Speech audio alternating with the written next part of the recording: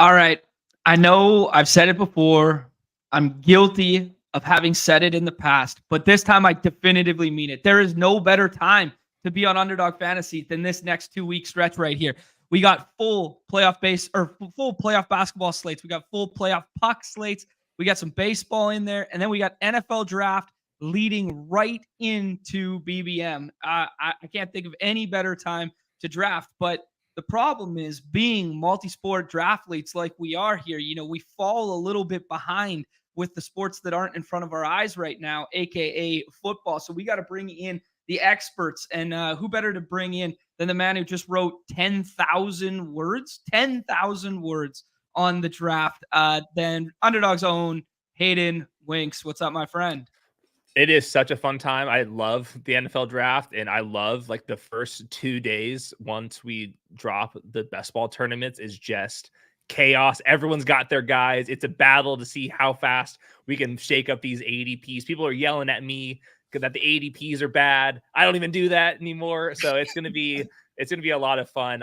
Also a great draft for like fantasy nerds, just because it's all quarterbacks, it's all receivers. I think the wide running back class is kind of weak at the top, but I think there's some depth to it. I mean, these guys will be somewhat fantasy relevant at times, and an offensive line, which doesn't help us directly, but maybe we'll score some points in the NFL after the last couple of years have been kind of trending the wrong direction.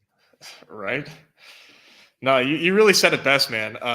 I'm super excited because I think things are really going to shake up. Like, I've been kind of feeling this way about the NFL for the last like few years, where like it's like I feel like we're going to see a really large like changing of the guard in like skill positions and fantasy like studs, and we definitely are seeing it this year. I think with the large or the massive free agent class that we just saw take place is like just shaking up the landscape of the league so much that it really feels almost like as brand new as the NFL has like ever felt, if that makes sense. Yeah, when we had some rookie quarterbacks, I think that last year with Stroud, I think Richardson will be that guy as well. And this year, I think there could be 4 or 5 long-term starters in this class as well. So it took a while for us to get past the Tom Brady and Peyton Manning generation, but we have Josh Allen, Mahomes. I think that the last couple of draft classes will be helpful in that case as well. I'm still not over them Brady doubles. I'm still looking for a way to get me some Brady double Tampa stacks going. Give me an excuse. I actually kind of like the natural direction that conversation took, because I had a question right off the hop for you, Hayden. It stemmed from I was actually listening to your guys' wide receiver preview top 14. I mean, anyone who's watching us right now is well aware that you guys have 10-minute breakdown videos on every meaningful prospect, and then you package them together with the by position and stuff. Obviously, go check that stuff out. But when I was listening to the Xavier Worthy thing, you had a really intriguing sentence that was, the league is more equipped than ever to handle this skill set. Yep. And I kind of want to just know your macro thoughts about like the trends and the way the league is going and how that kind of impacts draft strategy, like just on a macro level in like the game. Well, you're seeing more 3 wide receiver sets. You see more motion. Like every single team uses motion now, and it's not just like traditional motion, lineups, pause, and then go. It's like motion at the snap. And obviously we saw that with the Dolphins last year with the sharp motions, which is right at the snap, running at full speed. How are you defending Tyreek Hill from that? I don't know, but I can see that type of stuff with Xavier Worthy just because he's so damn fast. And I think that historically, like these really tiny guys, they would just like get them stagnant, line at the line of scrimmage, corners would just completely body them, and then they're kind of shit out of luck. Now there's more creativity from these staffs. Most head coaches across the league are offensive minded now, so you're just going to get like more preparation to kind of how to use these guys. And I think on top of that, Xavier Worthy is just like his stop-start tempo is really good to me, where other type of guys that only run one speed down the field, I think that they can kind of just be pigeonholed, and they just know defense know how to take away those guys, put a safety over the top. I think Xavier Worthy has a little bit more to that, where he's not just Jameson Williams. He could be used underneath, screen game, all that type of stuff. I think that's just going to give him a couple more options to succeed. So hopefully he goes to the right offensive coordinator. But if he does, I think that type of player, we can expect him to be productive immediately, where historically the John Ross types, you're like, not sure. I don't know why my guy John Ross had to catch a stray there. Stray. I will say, when I did my top 100, I just quickly looked at which school had the most top 100 prospects for me, and Huskies, number 1, 7 Go of them. Dogs, baby. That's right. Here we go. Some of, I mean, it's fitting that Nez is wearing his Scroll the F Down shirt because I want to get to some of the Scroll guys in a minute here. But just like dream pairings, let's start there from a fantasy standpoint with what could shake up, what's happening. Everybody's speculating in the big board on closing line value and this sort of stuff. What kind of dream landing spots for some of these players would result in kind of like the steepest rise in ADP and some closing line value? How about Brian Thomas to the Rams? Peter Schrager said that he is expecting the Rams to go offense here. It's been a long, I think their last first round pick was Jared Goff. And he's just like Sean McVay. He hasn't had one of these first rounder types in forever. He's going to spend an offensive guy. They need a third wide receiver, and they need somebody to really stretch the field. Like, I love Puka Nacua, but he's a dirty work guy, post routes, dig routes, those type of stuff. Love that. But Brian Thomas with Matthew Stafford, I mean, come on. That would be absolutely electrifying. Lad McConkey is going to be interesting because he could go late round 1, which would be to all the good teams, or he can go into the top of the second round, and then all of a sudden you're with a bad quarterback. So I think he's kind of all over the place. But I think for right now, A.D. Mitchell and Brian Thomas are the two guys that could be out there in every single down. They can win downfield, be better in best ball types, probably as rookies. I think there's some flaws to A.D. Mitchell and Brian Thomas's games for now. I think Brian Thomas is just better suited for the league immediately, and A.D. Mitchell a little bit more concerned about. But Cowboys at 24 for A.D. Mitchell could make sense. Replace Michael Gallup. Obviously, everyone connects them to the Bills. If A.D. Mitchell slides to the Chiefs, that would be interesting. And then the Bengals at 18 with Brock Bowers and Brian Thomas, if they are looking to kind of get ahead of the T. Higgins contract for the next year. So I think those like first round guys in the back half, it's going to be up and down based off the landing spot. Those are some really interesting ones because I think like the chalk answer to that would be like Jonathan Brooks to the Cowboys, or it would be, you know, like the chalk answer would be that, or like a lot of people are pairing Brock Bowers with the Jets at 9 or 10 or whatever there. Yeah. Like, I think those are kind of more the stocks. I'm really, that's really cool that you gave us the Brian Thomas to the Rams one there, because that does sound like a lot of fun, and it's one I hadn't heard yet.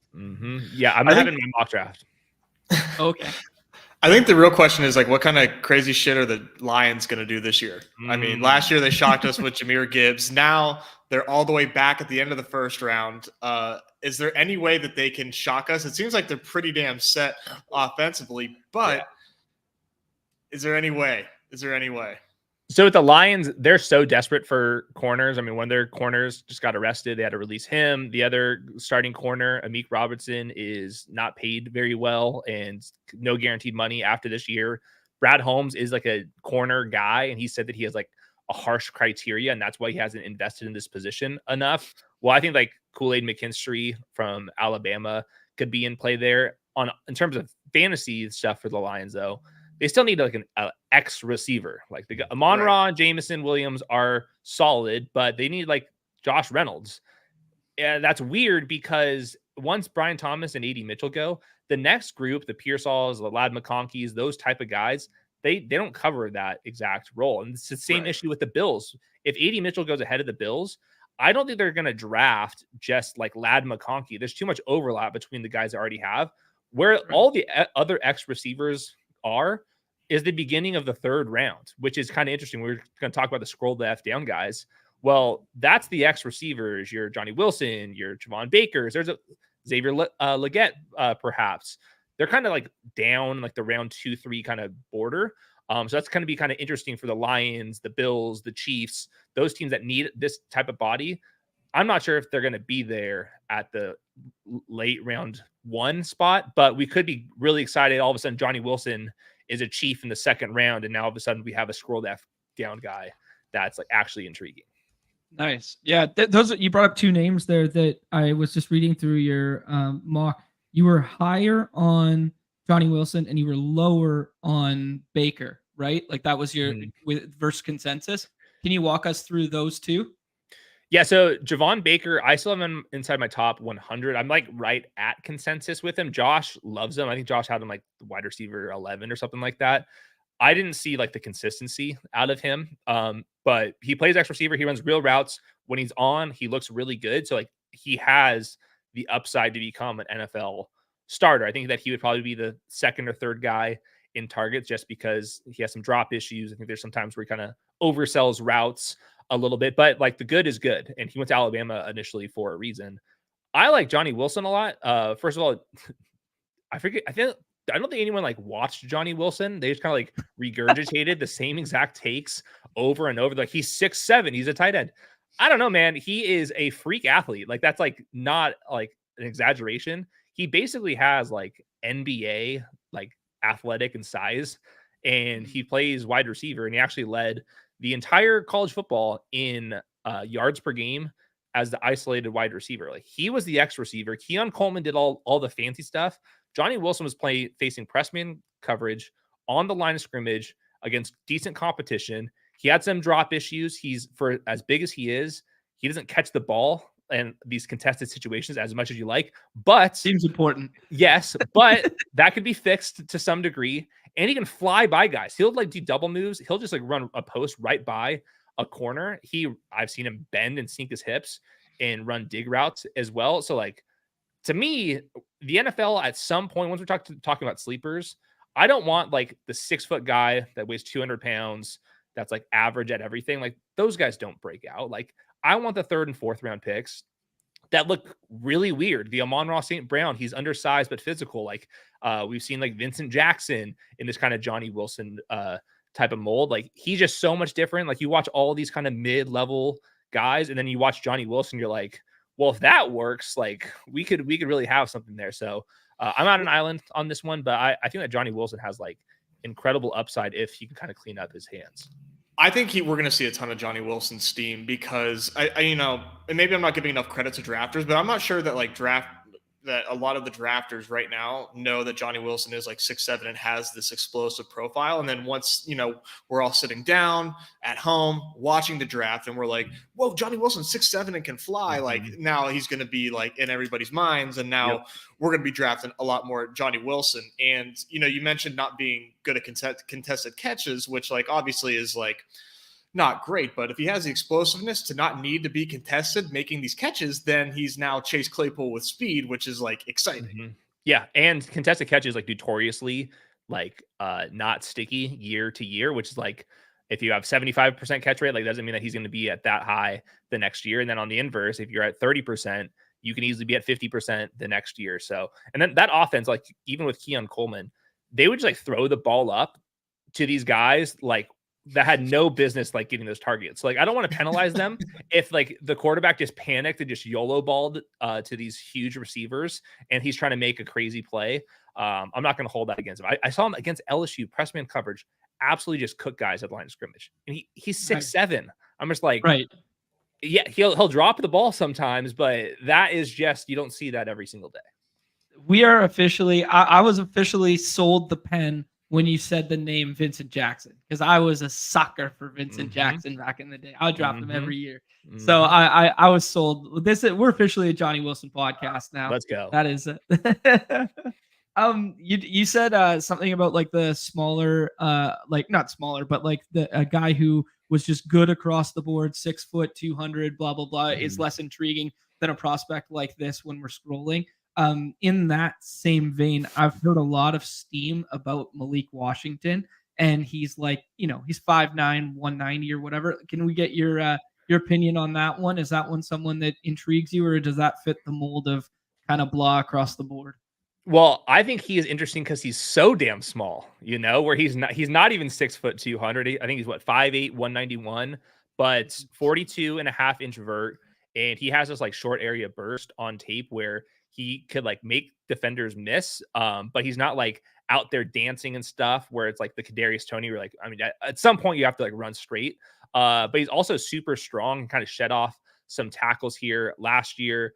119 yards per game. That's 95th percentile in terms of the team share of his receiving yards. He's definitely older, but man, there's just like something about him. So obviously the size is going to limit him.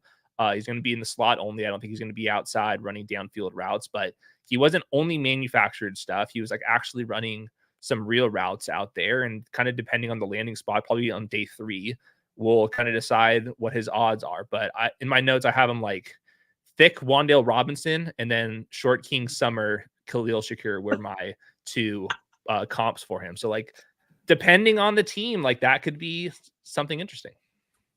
I like it. While we're on wide receiver, Nez and I got a guy, and this is a pure bro science, as badge bros as it gets right now. I want the new metric of measurement for wide receiver to be the bench press, because it instantly makes you nails, and it instantly, chicks dig the bench press guys. Anaya Smith, the most bench press reps. We drafted him a couple times on stream here just because of that. And do we have any takes here? Is this a good pick in the 18th round? Hand up here. I have not watched him yet. He's like the guy that's kind of like in the next tier. I think that says it all. Yeah. I mean, I've watched 23 guys with notes. And once I got to Brendan Rice, Taj Washington, then Jamari Thrash and consensus rankings, I was like, I don't know about this tier. So I'm going to stop and go back to the running backs and stuff. So I haven't watched him. I believe like Steve Smith really likes him. I know that there's something about him. I couldn't tell you anything though, personally. Okay. We just saw him at the top of the bench press metrics like the day after the combine, and we're like, let's just what did he hit? This guy in the 18th, man. I think it was 18 or 19 reps, something like that. That's for a wide receiver. That's Oh, dude, no, I undersold him. 21. Wow. 21 reps. Wow. One of my next guy by 2. One of my favorite things at the combine, the Toledo corner, Quinion Mitchell, is probably gonna go top 15. He has like 195, 200 pounds, something like that. And like he hit like the bench press like 23 times. I was like, Jesus. Damn. That's big league. And we're like 4-3. I was like, wow. No. That's a hell of a combo right there. Let's talk some biggest kind of like potential risers that would not be rookies and or skill position players from this class. So what move could we see in the draft that would greatly benefit? Ooh. I was thinking offensive tackle to Texans feels really nice for like just the CJ Stroud bags for the offense as a whole. What's another one that would kind of, a pretty niche question, but what other one do you think would kind of like tickle your fancy? That is a really good question. I always think like the running backs are the ones that are so kind of dependent, and you can get rug pulled, or if we're assuming that a player is going to, or a team's going to draft a running back and they don't. So that's kind of where I'm leaning towards right now. I'm trying to scan here. I think like the Cardinals, like with James Conner, like if they don't draft a running back here, like, I mean, that offense could be decent. And James Conner, nobody ever wants to draft him. So I'm assuming a lot of people think that James Conner is going to get rug pulled to some degree. I think obviously the Bengals guys, there's kind of a battle between those two. Will they draft another running back? If they don't, then those guys probably move up a tier. But I think like for the most part, the move up down guys, it's mostly the running backs. And a lot of the times it's just, oh, we didn't think that team's going to draft a running back. Now we have to move the current starter like down 3 rounds. So Rashad White with like the Bucks, like if they draft like a legit power guy, like does Rashad White come down too much, or is that already baked in because he started out like the 2nd, 3rd round and now he's dropped a little bit? Now, if they don't draft the running back, and let's say they draft a center, like I have in my mock draft, does Rashad White go up a couple ticks as well? So I think for the most part, it's gonna be the running backs. He was a volume merchant last year too. Oh my goodness, remember we dude. played That's so annoying. The fade was spot on, dude. The fade was perfect, and we got absolutely slaughtered because the dude touched the ball more than anybody in the history of the league. Yeah, don't fact check that. Don't check that. Well, he became. I saw this at like on his college tape, but all of a sudden last year, his vision as a receiver after catching the passes, he was just weaving upfield, and they were so good on screens and him catching the ball. Like, I was like stunned at how good Rashad White was like in that exact role. So they haven't been able to block in the interior. They got players retired, injuries from guard to center to guard. I think they're going to address that spot this year in the draft. Maybe Jackson Powers Johnson out of Oregon, their center, who like was awesome at Oregon, specifically run blocking, which they need, and in the screen game working upfield. So that would be kind of fun for Rashad White. That's cool. I like that shout. I want to talk about actually, I want to ask you one more macro question and then a Yeah. couple other players that I selfishly want to know more about. What interesting, kind of pivotal decision could take place in the draft that would flip the landscape of the draft for you? Would it be, within Mhm. reason or realistic? Would it be Patriots taking quarterback? Would it be Mhm. someone trading up and moving in to take the fourth quarterback in the Yeah. top 5 or 6 there? What could kind of like flip the board for you? The most interesting part of the draft is, do the Vikings think the Giants are going to draft a quarterback or not? I think the first 3 picks will be quarterbacks. They won't be trades. It'll be Jaden Daniels or Drake May flip-flopped. That really doesn't even matter to me very much. Yeah, fair enough. Then the Vikings have obviously the 2 first-round picks. They have Sam Darnold, but they want to get JJ McCarthy. The Giants have Drew Lock and Daniel Jones. They don't have a wide receiver to speak of on their team. So, do the Giants want Rome Odunze, Malik Neighbors, or JJ McCarthy at 6? And the Vikings have to figure that out because they either need to trade to the Chargers at 5, or they're going to dare the Giants to draft their quarterback 2 or quarterback 3 this year instead of Rome Odunze, who they desperately need as well. So I think that's going to kind of dictate if the Vikings need to trade all the way up and maybe give up a second first round pick, or if they're going to look the Giants in the eye and say, I dare you to take JJ McCarthy. We know you need a wide receiver, and we know that these wide receivers are really good. And then at that point, the Vikings could get him a little bit later. So I think that's like kind of like the most interesting part to me. I think I'm pretty confident the first 3 picks will be the top 3 consensus quarterbacks. They will not be trades. And I'm guessing it would go Caleb, Jaden, May, but I'm not confident about 2 and 3 really. So I don't know if you're in like a group chat with Rudman where he like spams you with Patriots rumors or anything, Of but course. aren't there rumors right now that the Patriots course. might trade out? So I think that they're taking calls. I think they're listening to calls. It seems like it's going to be the Giants and the Vikings calling them up for Right. 3. I think those 2 teams love Drake May and then like JJ McCarthy. And I think that's what most teams across the league and the consensus boards across just like draft analysts say the same exact thing.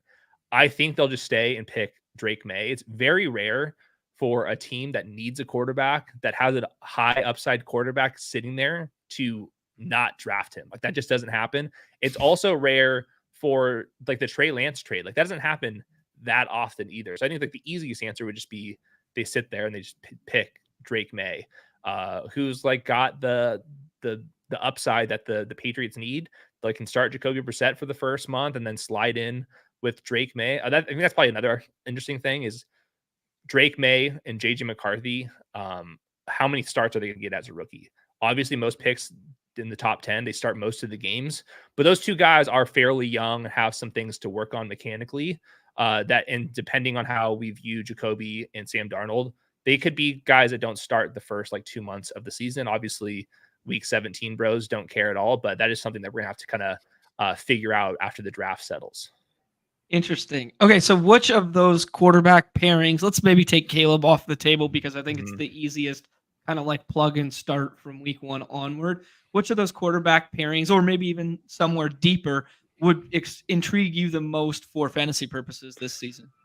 So very interesting question, because the answer is Jaden Daniels, definitely, if he's the number 2 quarterback to the Commanders, because they're not going to start Marcus Mariota. And Jaden Daniels like ready to play right now.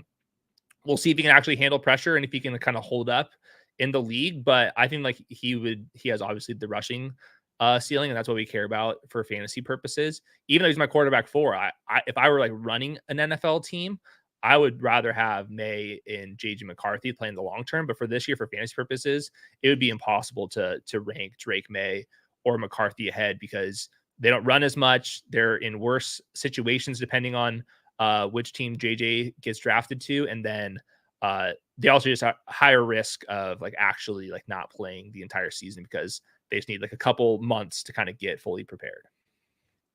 Based on what you just said there about JJ McCarthy, I have to officially erase and scrub from the record me calling him fancy Desmond Ridder. Let's strike that one from the record. No one's allowed to say that I was a bitter, upset Huskies fan. I just officially I'm walking that one back. Smart. I'm now with Hayden. I'm now with Hayden on this. Yeah. I think he's really good, man. Like he's more athletic than people think. his issues are all because he's tiny right now. And I think he's just going to get bigger. He's going to throw the ball all across the yard, and then we're going to be cooking there. I think he's really smart. He runs pro style offense, 5-star. Like, I think people forget he was a 5-star recruit, went to IMG Academy, like, and then balled out immediately for the best team in college football. Like, I don't know. That seems pretty inspiring to me. And once he gets bigger, he'll be able to throw the ball to the sideline with ease. I like it. I want to ask you about Burton, because he's kind of had a checkered past. He has moved schools, 3, 4 something times, but he's always wound up at good schools. And, then he stays at Bama last year, has a decent year, not amazing. I know I watched him a couple times there, but it was a guy that you sounded bullish on comparative to other people. Where would kind of be a nice fit that would intrigue you for him and just him in general? I'll take any fit inside the top 100. I'm not going to be picky with this one because I've had some insiders DM me that there's a chance he goes undrafted. Daniel Jeremiah put him exactly at 150th overall.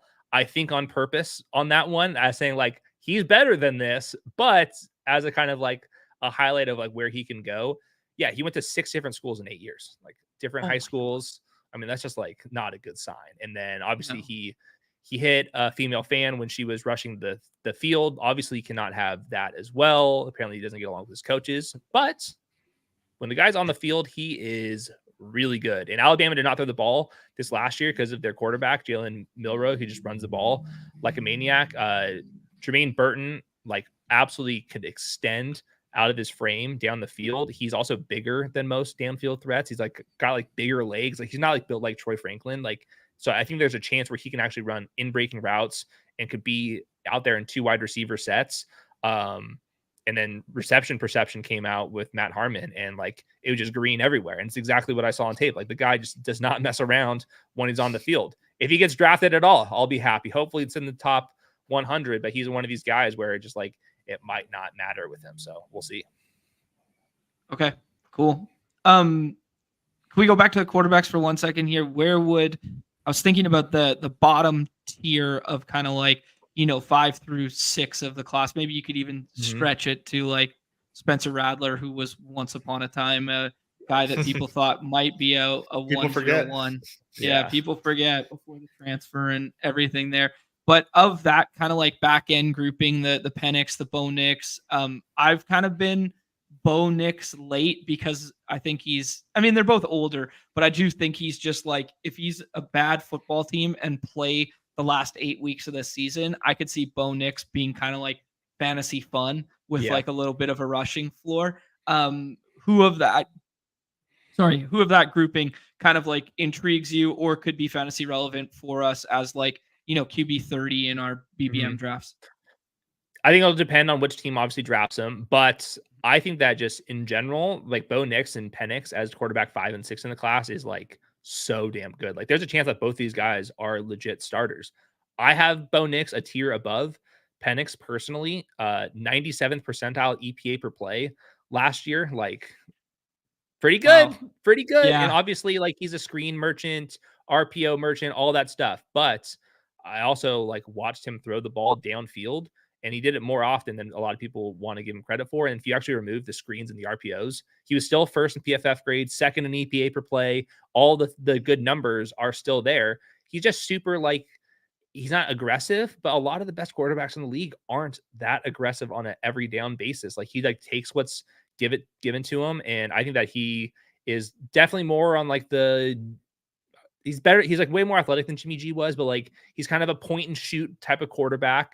If he really hits, he can do Drew Brees things, but obviously that's really dependent on the coach and stuff. But yeah, I think that Bo Nix is more athletic than the Derek Carr, Andy Dalton type of tier that we're kind of accustomed to. So yeah, I'm a fan of Bo Nix. I'm like, this is my 20th overall prospect. Most people have him like as a round 2 guy. I think it depends. If he goes to the Broncos, he'll start like the entire season, and I think that's worth something. And then with Penix, downfield stuff, but not as much mobility. Yeah, okay. It's funny that you bring up Broncos right there because we just got some breaking news while we're on air right now. Zach Wilson his move to the Broncos. So QB room of Zach Wilson, Jarrett Stidham, and Ben DiNucci right now. XFL legend right there. Wow. Yeah, Pit legend. Pit legend, former Cowboy. Oh my God, all the good stuff. I think we even played him on a Gross Showdown slate a couple years back when he was it 2 years ago, Nez? There was like a Thursday 2 gamer or something like that. I remember drafting He was him. a Cowboy, I think. Yeah, that was yeah. It was like, who's gonna start, him or Cooper Rush or some bullshit, and we God, did like so a whole gross. segment on it. So gross. Dude, this Zach Wilson. Hold real quick on this. It was a 6th round pick for a 7th round pick, and the Jets have to pay the salary. So it was a last round pick swap, and the Jets have to pay the salary. Like that is he's not. Zach Wilson is probably not going to make the team. They are two hands shoving this dude out of the building. Just get out of here. Yeah, pick swap. We might have gotten more than Zach Wilson because we don't have the contract. That's pretty good. Okay, so that's interesting. So then you think maybe he's just like a pick swap and cut candidate then? Yeah, I mean he'll probably be the quarterback 3. Yeah, I think it'll be probably Stidham 2, whoever they draft. Which is hard because they don't have a 2nd round pick. Like it's a very difficult thing to manage here. But it is, to me, up until this trade, it was telling that they tried to get Sam Darnold, lost the bidding war because they don't have any money. And then like Ryan Tannehill and those type of guys, Jimmy G, they're available and they're not picking them up. And I think the reason is because they plan on drafting somebody. Will that be at 12? That'd be a little bit rich for me for Bo Nix. But if they can move down the board and stuff, whether it's Penix or Nix, I think that Sean Payton would love Nix and not as much Michael Penix. Then the Broncos are the team that has a 17 week starter potentially in the draft. And then Spencer Rattler, I just can't get to it. Like, too Fair small. Enough. Just, takes too many sacks, some highlight plays, but just like not athletic enough. What if Bo Nix to Marvin Mims in week 17 are the guys you need? Heard it here first. Goodness. Yeah, Marvin Mims is the guy got all the tools to be the next Tutu Atwell. I'm afraid he was so bad last year. I hope he's better than that. He was so raw coming out as a prospect. There's a chance, but it might be Tim Patrick, and then I'll allow it. Ooh, I like that. Now we're talking. It's funny that my mind went to the exact same place Bindles did with the very first news nugget about the trade. It's just like, yep, watch out, Moms of Denver. Here comes Zach. Oh, yeah, Marvin Mims is the next KJ Hamler. Wow, that's disrespectful to KJ. KJ could have been good. He just got so injured. He really could have been, man, but he was good for our guy Herzig. He was good for our guy Herzig, the first ever $1 million winner on the platform. Was it $1 million the first year? Maybe it wasn't even. I think it was $1 million. I think it was $1 million. It was like super top heavy to get there. Right. Okay. I forget what it was, but yeah. I thought it was I thought it was a quarter. Was it a quarter? Yeah. Oh, okay. Still good money. Whatever it was. Yeah. Yeah, KJ Hamler was back to back my most drafted wide receiver in best ball, 2 years in a row. I wanted that to happen so bad. Trust the process, Ness. Trust the process. The process, baby. Yeah.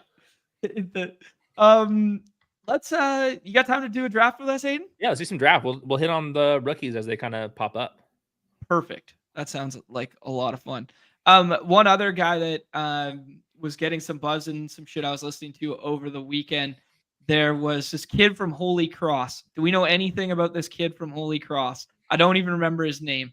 Yeah, I also have not watched him. I do related to that. I do have a theory though, with transfer rules all the way open in college, with NIL money obviously taking completely over. You can transfer as many times as you want. There's no limitations on that. If you don't transfer to a big school by the time you're around for the draft and ready to declare, that to me is telling. Like, you should be able to go from Group of 5 or Division 2 or whatever and transfer up to the big schools by the time you're ready to draft. Like previously, that would be impossible to do. But if a team isn't saying, hey, we are Oregon or whatever, we saw you balling out at San Diego State. Now it's time to go. We'll give you a couple $100,000 with NIL money, and you can transfer without having to sit out. Like, to me, the strength of the school is going to matter more and more just because of the new rules in place. And then similarly, early breakout's going to be harder because if I'm a 5-star and I go to Alabama and one of these guys transfers in, like Jermaine Burton, who's a veteran, it's going to be harder for me to see the field just because of transfer rules as well. So I think I'm going to put more onto what you did in your final year, and you better have gone to a good school because all these teams have, or all these colleges have the incentive to make sure you go come to them now. Very interesting. Yeah, that's something I've never even thought about before. So that's some really good meta for understanding, like, the draft process. Good shout there. Do you think that will lend itself to kids staying at school longer, especially if they get some money tethered to it? Maybe with running backs, but I don't think with the receivers. Like, the NFL bags are getting bigger than the NIL stuff. I mean, what did the salary cap go up, like 25% or something like that? It's just not gonna be able to compete. I think like Caleb Williams was like making $5 million or something like that in NIL money. He'll make 12, 13 immediately in the pros. Right. So, and you want to get to rush to get that second contract. Right. Anyways. Yeah, that's a good shout. Actually, when we were talking about quarterbacks, we were talking about, hey, I did not rug the chat, Nez. I clicked it pretty quick, didn't I? John, you said, Hayden, you got time for a draft? Let me ask you about this dude from Holy Cross who I don't know the name of. So, like, there's a reason this draft took time because this is the overflow. You asked, you paused the draft process to ask Hayden about a kid from Holy Cross. Continue. All right. Okay. Should we draft him? Wasn't we got Justin. Like that? I don't know. We got Justin Jefferson, Breece Hall, Amon-Ra St. Brown, and Puka Nacua. Who do you guys like? I think Justin Jefferson at 6 is a pretty generational opportunity. I like Breece, but I will never say no to Justin Jefferson. Kind of depends on how we want to build this thing. All right. 2v1. Let's do Justin Jefferson. There's something about getting last year's 101 at 6, even if the quarterback play. I mean, he did a lot with a little last year in terms of, like, Nick Mullins and shit like that. And he was banged up for those games too. Yep. So I don't know, just put our faith in the talent, right? I think that totally works. The case I will make for Breece, though, is they can draft another offensive lineman. They've already increased that spot. He's back from his knee injury. And I think there's a difference between, like, the Breece Hall tier of running backs and, like, kind of the next tier that we're hoping turns into Breece Hall. But I think it kind of depends on, like, who we think is going to be available second, third, fourth round. But yeah, I will never say negative things about Mr. Justin Jefferson. That's for sure. Sounds good. Pour one out for our guy Numi. He loves this pick right here. This was the guy's name. Jalen Coker. There we go. Barely know her. Well done. That was my fantasy baseball team name with Madison Bumgarner for a long time. Classic. That is classic. Yeah. That's a good one. I will say I haven't been able to draft in like a month because I maxed out our employee tournament and the employee tournament hasn't filled yet. And we go one at a time over there. So I've been waiting for Hope and Numi to drop the next set of tournaments because I'm a full blown maxi. I want my cactus. But I just want to be able to pick, and I'm maxed out.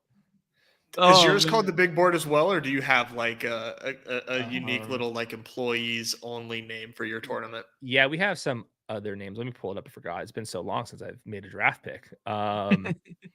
If I was in charge of naming the behind closed doors contest, they would all be like puns and offensive and hilarious. I think I would never name it by the books. Yeah. Real quick, just because I have it pulled up, my highest drafted players in this: JJ McCarthy, Jonathan Brooks, Ladd McConkey, Brian Thomas, Jawan Johnson, Marshawn Lloyd. So, and then Ramondre, Jermaine Burton, Jalen Wright. So it's like all the rookies, and then Trey Benson. Okay. I like some of the names you dropped there. Yeah. Yeah. Norris isn't really like into sorry, we're on the clock here. I was gonna say he's not really into Jalen Wright, but I didn't think. Yeah, I got him like so early on, but yeah. Saquon, Taylor, Adams, Nico Collins, DJ Moore, Chris Olave. Ayuk already went, and did London already go? London already went. Wow. Okay, Wow. who do you guys like? Whoa. I would take Saquon. Okay. Ooh. All right. Well, How do we London feel? you said London, Drake London already went? Yeah, Drake Where's- London went at 14. Is this where his ADP is? Ayuk went at 15. No, but it's it's kind of like the new meta. His ADP, I think, is like in the 17, 18 range. it's 16, so I mean it's kind of Whoa. close. Man. Oh, it's 16 now. Yeah. really? USC boy. I thought you would be like on board with this. Yeah, but yeah. Not quite. I mean, that's just like you're pricing in the upside. Like it's there. It is tough, right? Because I mean, it never had 1,000-yard receiving, but like the circumstances were just so glaringly like not in his favor that like it's tough because like I want to draft. I want to have so much Drake London, but this is it quite the obvious fade that we think? Man, I would hate to fade Drake London. When we did like a reaction video from free agency, I thought he was gonna be a 3rd round pick. But we're thirsty out here. The wide receivers, young wide receivers on Underdog, they will always go earlier than you think. Yeah. Always. That's so true. Yeah, especially a guy that we've been trying to bake in upside for the last 3 years. You know, like we've always wanted to click his name, and now we have an even better reason to click his name. I don't know if you guys saw, but Kirk Cousins threw out the opening pitch for Braves game the other night. Threw an absolute No, I did not. fucking seed. A BB, dude. He painted the black, and I was like, oh man, this guy's gonna throw for 53 touchdowns this year. I would love to see it. I would too. I really like Kirk Cousins. Get our He was so we're back on Kyle Pitts, by the way, right? Like I am.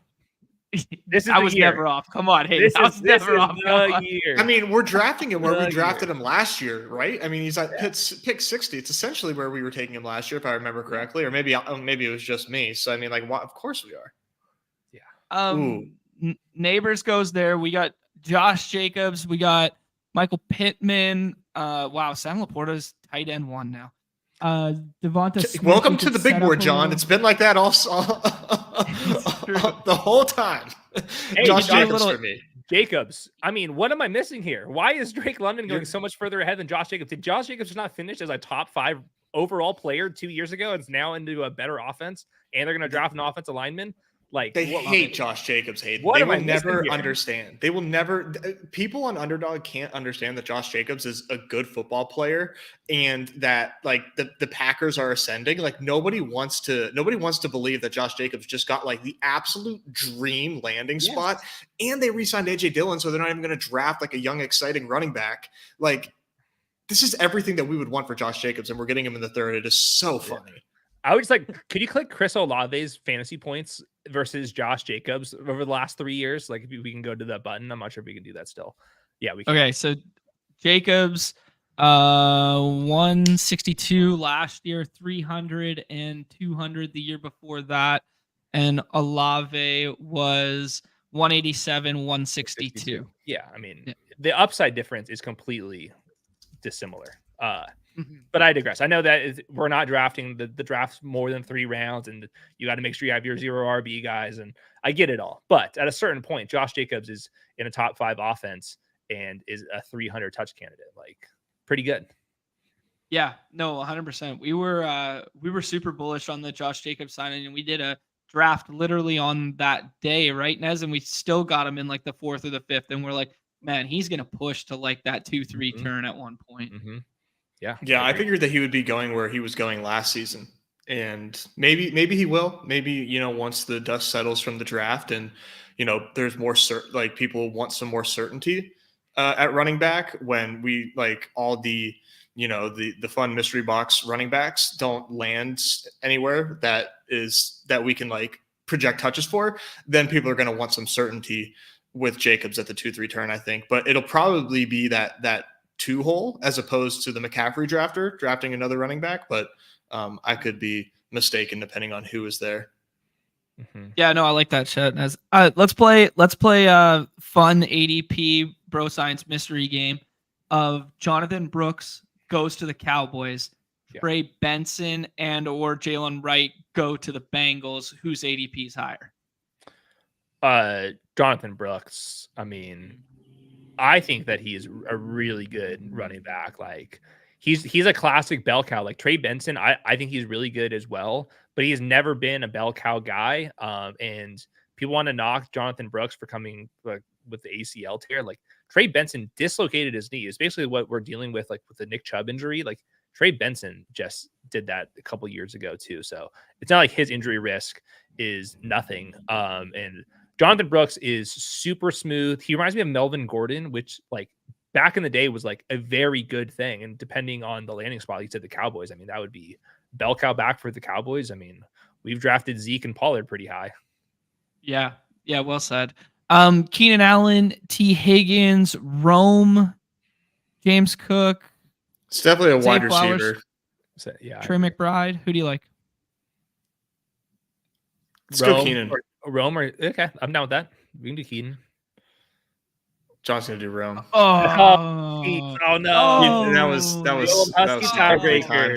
I wanted to do Keenan because like I rarely, I've done like 50 big boards and I haven't done any like Caleb Williams stacks like purposefully. Yeah. And the only time I take Caleb is I'm okay. Well, I guess it's Cole Kmet time, and I wanted to actually like try a Caleb stack, but you can't go wrong with Rome because now we can just is there a chance that Rome is a Charger? Can we do some like Herbert to Rome stuff? I hate to break it to you, but Rome is a New York Giant, so get your Drew Lock shares in. You think Neighbors is going to the Chargers? Yeah, my current mock, it's gonna be the top 3 quarterbacks, and then Marvin, Neighbors, Rome back to back to back, and then we get McCarthy to the Vikings a little bit later than what some people think. Did we talk? I mean, I know we were kind of talking about trades there. Did we mention that, like, are the Cardinals a possible trade back candidate? Or do you think they would never pass up on Marvin Harrison like that? So they have a bunch of draft picks on day 2 and day 3 already. So I don't think they need more draft capital. And then to me, the easy answer is just take the fucking superstar wide receiver prospect that they need. Right. I think the real wild card is if they went Neighbors over Marvin Harrison, which I think is a 5% chance of happening. But that'd be pretty crazy. But I think the easy answer is just get Kyler Murray a wide receiver. Like it. You guys have any interest in Andrews, Kirk? We could do a little Green Bay Reed thing. Hollywood Brown. I'm Hollywood, man, but I'll let you make this pick. I would go. I would go Kirk or Reed. I think I would go Kirk. Okay. What I like about Kirk is he's into the role that when he was balling out and we were drafting the 4th round. Yeah. Before Calvin Ridley, that season, that's what his role is right now. And I think there's still a chance that Trevor Lawrence, it takes that legit leap. We know Trevor Lawrence is decent, but there's still a chance where he becomes an MVP guy. And if that is the case, it's going to be Christian Kirk in this offense. They have no choice but to get him the ball a ton. So if I was kind of backdooring a stack, I would want to go the Jacksonville Lawrence stack in a little bit. So a lot of high praise there for Trevor Lawrence. What narrative? Cul-de-sac narrative. They're neighbors. Of course. Cul-de-sac. Yeah. Oh, they are? Yeah, they all live in the same cul-de-sac. Doug Peterson, Trevor Lawrence, and Christian Kirk were all in the same cul-de-sac. Wow. And that was the theory. That was the theory of the Kirk over Ridley stuff when it came down to it. Damn. I have one other little narrative with that. Josh and I, we were at the Super Bowl and we were interviewing Trevor Lawrence. I was kind of off the camera, but I was there. And Colt McCoy was also there interviewing Trevor Lawrence. And Colt McCoy and Trevor Lawrence have both played with Christian Kirk back when Kirk was with the Cardinals. The entire time before the show started, and then even during the show, Trevor and Colt were absolutely just over their shoes on how much they love Christian Kirk, his football IQ, his toughness, and his speed. Both of those guys, we weren't even talking about Calvin Ridley at the time, who was a free agent or whatever it was going to be. They just wanted to talk about Christian Kirk. So there's something to that, I think. That's pretty cool. Like that. That's some good meta. Hey, you only hear that meta right here on the Badge Bros. Like, subscribe, follow, and Hayden, recurring guest. All right, go ahead, Nez. You had a lot of nice things to say about Trevor Lawrence, and I've heard some stronger takes from other folks saying that he is like the litmus test for whether ball or not, if you think that he's good or not. At a certain point, like, he needs to actually be this heralded quarterback that people have been saying that he will be. Is this like the now or never year for Trevor Lawrence, or are we just always going to be saying that he has the upside to be MVP? I think it kind of depends on what our definition of upside and good and all these adjectives are. Like, I don't think that he has the tools, like the physical tools, to compete with Mahomes and Josh Allen. Could he get to the Justin Herbert, Joe Burrow tier? I think that he can do that. But we have not seen that yet. That is a projection. And going back to this college, I thought like he was so safe. We knew exactly what we were getting with Trevor Lawrence, but I have like Caleb Williams ranked higher as a prospect than Trevor Lawrence because Caleb just has that extra trigger that Trevor just doesn't have. So I think it's just kind of differences here, but like he can get hot and throw 40 touchdowns in a season. I'm pretty confident in that. Like it. Who's next, gentlemen? We got Ken Walker. We got Calvin Ridley. Deontay Johnson in his new home. I want to make the chat mad and take Deontay Johnson. Hayden? I'm indifferent. I just think we kind of go wherever we want with this one. Okay. Let's do it then. Does Deontay Johnson is going to cook in Carolina. There's I'll get you Mr. Good Boys in the chat. He's disrupting the show again. Do you guys what intrigues you more? Deontay Johnson in his new home or Calvin Ridley in his new home? Deontay Johnson. Yeah. Yeah, that's a good question. I think I'd rather take Deontay, but I weirdly like want to see what Will Levis can do on these like go balls. Like if it's just DeAndre Hopkins and Calvin just like ripping down the field, like that'll be entertaining to watch. I'm not sure if like Bryce throwing 5-yard out routes to Adam Thielen and Deontay Johnson is going to be like that exciting. We'll count it up in fantasy, but there's just something about like wanting to see Calvin Ridley just catch absolute moon balls from Will Levis. Half of them will go out of bounds, I think, though. Yeah. Well, we need your take on Bryce Young just in general, because Nez is a notorious Bryce Young apologist, and he would make the mini stacks every week. And he's like, he's going to get home eventually if they find this red zone success. And I was just like, dunce cap, bro science. He's small, he's little, he sucks. And that was just my take. So where are we at on that, Hayden? John, I'm with you on this one. I mean, I had to say it. What is Bryce good at? Like, what is his like trait? Like he's in the red zone. Just get him in the red zone. I'm telling you, once he's in the red zone, like then what does he do in the red zone? What does he do in the red zone? Just dots. Just like Deontay Johnson is like perfect for him. I mean, he made Adam Thielen like a wide receiver 1 on multiple weeks. Deontay Johnson is just better Adam Thielen. Yeah, I agree with that. Yeah, that's fair. Yeah. I'm just afraid that I can't tell you a single thing that Bryce Young does well. He just thinks average. But I don't know what he does well. Let me pause this for 1 second here to ask you guys. Evan Ingram sets up a stack for us. Brock Bowers mystery box. Christian Watson sets up backdoor Green Bay.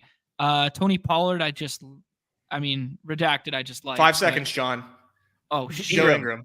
Ingram. I talked myself into a corner as usual. I was so prepared to be fully out on Evan Ingram. Like the way that Jacksonville was running their offense last year, just kept throwing him the ball as like not an effective NFL offense. But guess what? That's what Trent Baalke wants, baby. He wants to go same thing. Just throw the ball, mesh concepts, and leak routes to Evan Ingram and hope it works out. But like when Trevor Lawrence like has those games where he throws the ball 48 times, like we can like get a touchdown a piece from these two and like really pack it in fantasy. If Evan Ingram was like on any other team or just like any other person, I think he would be the tight end 1 this season. That's my hot take. Just because he's Evan Ingram. I mean, like people forget Evan Ingram last season caught 114 footballs. That's insane. 114 catches. If this is like Sam Laporta is the tight end 1 this season, he barely got that many balls and targets. I mean, right. it's kind of insane. And he's playing with Trevor Lawrence and has less competition now that Ridley's out. I'm just really surprised. Yeah, I think it's a fair take. Like, I was ready. I was like, they cannot throw the ball. Evan Ingram should not catch 114 passes. Like, that is like not good football. But it's gonna happen again. So like, I've fully adjusted until they get like Brian Thomas or something, and then we'll have to recalibrate here. But assuming this is their wide receiver core, then they're gonna have a good wide receiver on the board, right? I mean, where they pick, there's gonna be somebody that like. They're desperate for corners, though, and like they're going to have those corners there. But I would not rule out Brian Thomas there. We'll see if he makes it there. I got a lazy comp here. People forget that Evan Ingram was Kyle Pitts before Kyle Pitts was Kyle Pitts. Like, we wish casted that draft capital to be a thing in New York season after season after season. And then we did it with his first year in Jacksonville. It's like, oh, 1 year, prove it deal. He's going to earn the bag. The talent is finally going to show itself. Yeah, I don't know. Kyle Pitts I don't know if there was ever been a Kyle Pitts before Kyle Pitts. I mean, just generational letdown thus far. I can't wait to tell my kids about Kyle Pitts. Wow, nobody wants the quarterbacks. That's crazy. Good for us. Yeah. Should we get a little stack happy here and do like Jordan Love with Josh Jacobs and then find a back stack partner later? Like, there's some bailout tight ends and stuff like that. This could be a 2 quarterback team with Trevor Lawrence and Jordan Love. Or I wouldn't hate Dak Prescott is Brandon Cooks already gone? Oh, no way. Cooks is. So people hate Cooks. Yeah, we can get Cooks, draft some rookies, and see what happens. Like, I mean, I don't know. At a certain point, like, value matters more than the correlation. Dak is really easy to backstack, though. I mean, you mentioned Cooks and Ferguson, I believe, is still on the board. Well, he's right in front of our face, so hopefully he stays there. Yeah, I mean, at a certain point, not every pick has to be correlation based. Like, we can just pick the best damn players every once in a while. Well, I mean, if you got thick skin and can handle the chat hate when you take a pick that doesn't, stack with your 5 other players, then exactly, yeah. There's some bailout ones too. Like, you could go with like Rico or something like that. Their team that can draft one of these X wide receivers. They can pick Johnny Wilson in the third round or late second round. Like, I think we just like throw some bullets at rookie wide receivers. Jonathan Brooks, he goes. Did he just go, or where's he at right now? A little bit. I don't think he's gone yet. Yeah, a little bit after. I couldn't believe where Jonathan Brooks has been going when I was doing my draft. That's why I ended up with like 50% of them. I think like that was probably the best answer to your question earlier, John. Like, who's going to rise the most? Like, Jonathan Brooks, when we get the draft capital, is going to absolutely cook. Yeah, I like that. And we got bullish news on him too, where they said he'll be ready. Allegedly, he's on pace to be ready or something like that. I can't remember the exact wording of it, but there was concern that he'd be a PUP candidate and, miss the first 3 weeks or whatever. But it looks like he'll be ready for, I wanted to say opening day because I'm baseball pilled, but he'll be ready for the start of the season. It's opening day, baby. Yeah, by definition, it still is. For Brooks, there he goes. It was only an ACL tear, no other damage, and it happened in like around early November. So like 9 months is definitely like August 1. So and he's young. Yeah, absolutely. The other one when we were talking about knee injuries and stuff like that, is Nick Chubb still on the board? He is, right? It's always kind of like this range. Is there any love? I'm kind of back into like, oh, let's make the pick first and then discuss. I want your Nick Chubb take. He's staring us in the face. There you go. Trey Benson, Sutton. It's kind of a boring range here. Lad. I'm Tyler Lockett. I'm okay with Lockett. Who are the top running backs? Benson, Eckler, Chubb, Benson. Lockett's fine. Okay. I think Geno Smith's ADP is ludicrous. Has anyone watched the Huskies offense and seen what they do on a down-to-down basis? They only throw the ball 30 yards downfield every single time. Oh, do the Seahawks only have stud wide receivers capable of winning down the field all day long? Yes. And is Geno Smith like the most accurate quarterback in the NFL? Basically true as well. Like, Geno Smith is going to have some bonkers 350-yard campaigns this year. Just like that's what the offense wants. I love it. I love that take so much. That's a fantastic take. Eckler versus Robinson. I am of the thought, as I've been doing these drafts, that Eckler has no business going ahead of Robinson. Are you in that camp? Agree. What are we doing here? Like, Brian Robinson is way bigger and also catches passes. Like, Eckler did not make any money this year, and I don't know. Brian Robinson is like better than you think. Like, he kind of falls into that James Conner discussion. I feel like he can be that type of player for the next couple of years here, where he's refresh and there's another 1,000 yards, 8 touchdowns, and if he gets hot in the game, he can catch 4 passes as well. So yeah, it's Brian Robinson for sure. Like it. Let's go back to the Nick Chubb one for a second, because I'm really curious. Like, I don't know. We're talking about a guy who's been a first or second round pick for the last like 3-4 years, and the team's kind of gotten better, and they haven't really added much in terms of, running back depth to push him out of that. Or like, we saw some nice games from Ford at the tail end of last year. I don't know. This Nick Chubb one seems to me like if we get bullish health news and they don't draft or add any more depth, that he should be pushing up in the same fashion that like James Conner would push up. He's like last man left and has all the goal line work. He was not going this late like last month, or right? Like he's like continued to fall. Like, I don't remember him being in the hundreds. I feel like this is like baked in. Previously, I was not drafting him, but I think that's when he was like in the 60s.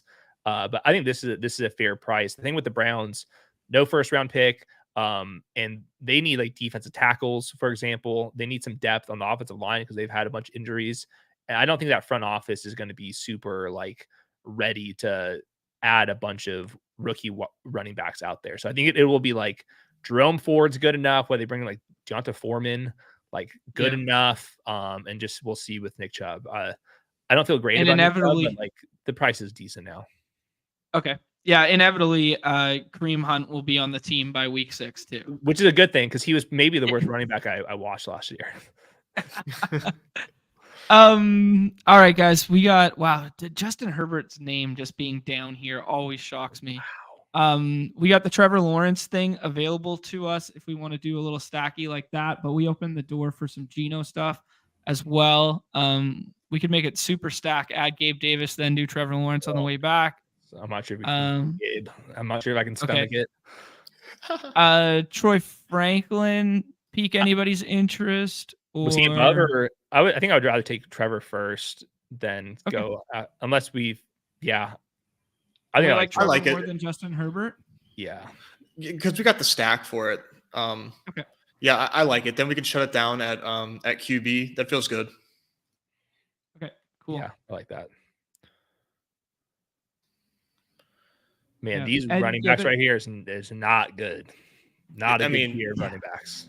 I mean, watch how you talk about my boy Tajay Spears, but otherwise, yeah, I totally agree. Yeah, let's have the Pollard versus Spears versus what that offense is going to look like this year without Derrick Henry. What do you like about it or dislike about it, Hayden?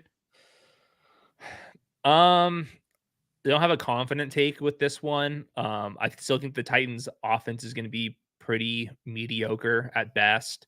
I think they're going to try to let Tony Pollard be the guy. We'll see if he bounces back after last year. I think it's like, how do we weigh whether like Pollard's cooked forever or if that was just his first year kind of rushing back from a very serious late in the season injury. So, and then with Tajay Spears, I think he's fine. Like he has like some flashiness to his game, but I think other people like Tajay Spears more than me. So I'm not sure if I have like a strong take. I typically want the running backs on the good teams, and I don't think the Titans are going to be very good. So I'm not sure how much I'm going to draft for either. Fair enough. Yeah, they're giving Will Levis the Caleb Williams treatment, which is like very interesting. Just like, let's just give this guy enough, and then that way we know for absolute certainty if he's the guy or not, because we gave him more than enough to work with. I'm kind of into that because that is not very Titans-like based on what they've done in years past. One thing I did when I was like watching all the top 100 guys, the Joe Alt kid is unbelievable. I think he's like a Hall of Fame guy. I read your words on him. You had some very nice things to say. He was unreal. He didn't miss a block the entire year, it seemed like. Khalil Shakur, Blake Corum, professional wide receiver Joshua Palmer, Charbonnet. I don't know. Who do you Any guys of the like? running backs, it doesn't matter to me. Chuba's fine. Blake's fine. Chuba. Oh shit! That's Damn. that one I actually wanted. My bad. I mean, We gotta get the two things with Chuba for me. Just he stacks with Deontay. I mean, we've made the bet on Deontay. And I think if they don't add anybody, man, Chuba is like really, really interesting. I mean, he is the guy there. Mm-hmm. I agree. Okay. And the Panthers, they can't draft a fucking running back. Let me look at their team. You're right. It would be Drafting malpractice. receivers, and they have no defense again. Like drafting a running back in the top 4 rounds with that roster, it would be so unserious that we would not even want any of the Panthers at that point. It would just be a disaster. Oh, I like that shout. This is a good quote. I didn't tune in for a level-headed Spears take. Catch us after BBM launches. I'll get all the Spears takes in the world after we get these landing spots. I just need to see send me the clips where Tyjae was like so good. I must have missed them. He stood out to me. I mean, he just looked. Yeah. He had that little burst. Yeah, like I just saw the ability to to excel a little bit. But as we only watch Red Zone and we only saw him play 15 plays this year. That's all he played was 15 plays in the whole season. My theory is that his name is too cool that he's gonna always be. Come on.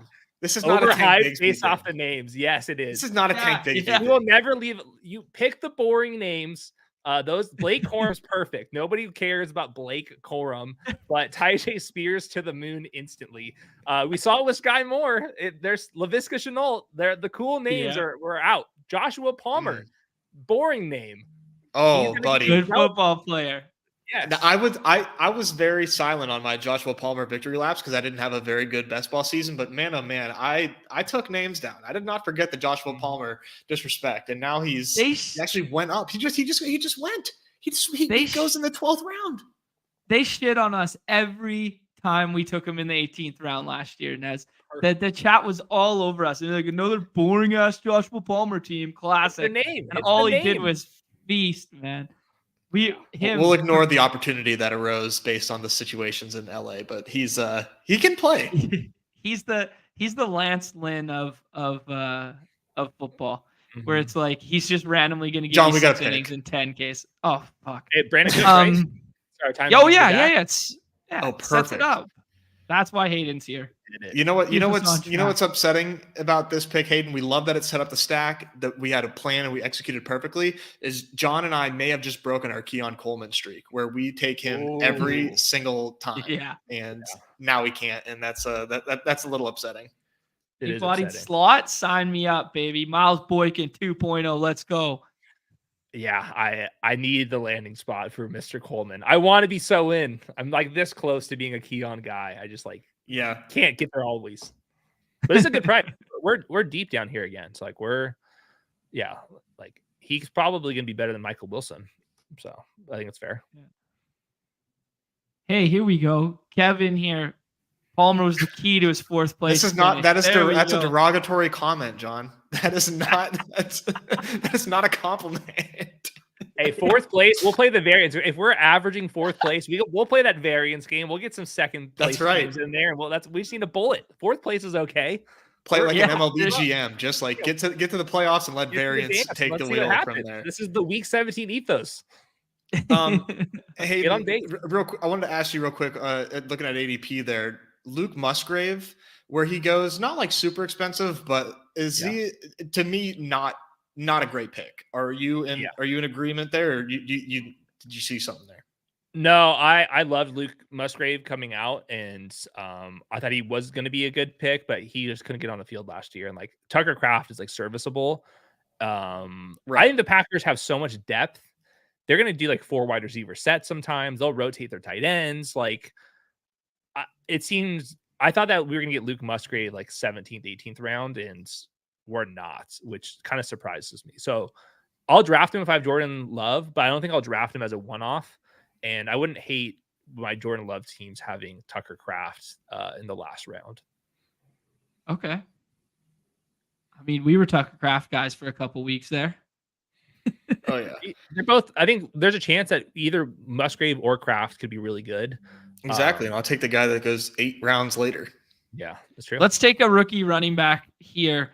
And do you prefer Marshawn Lloyd, USC guy, or Braylon Allen? Oh, Marshawn Lloyd. Okay.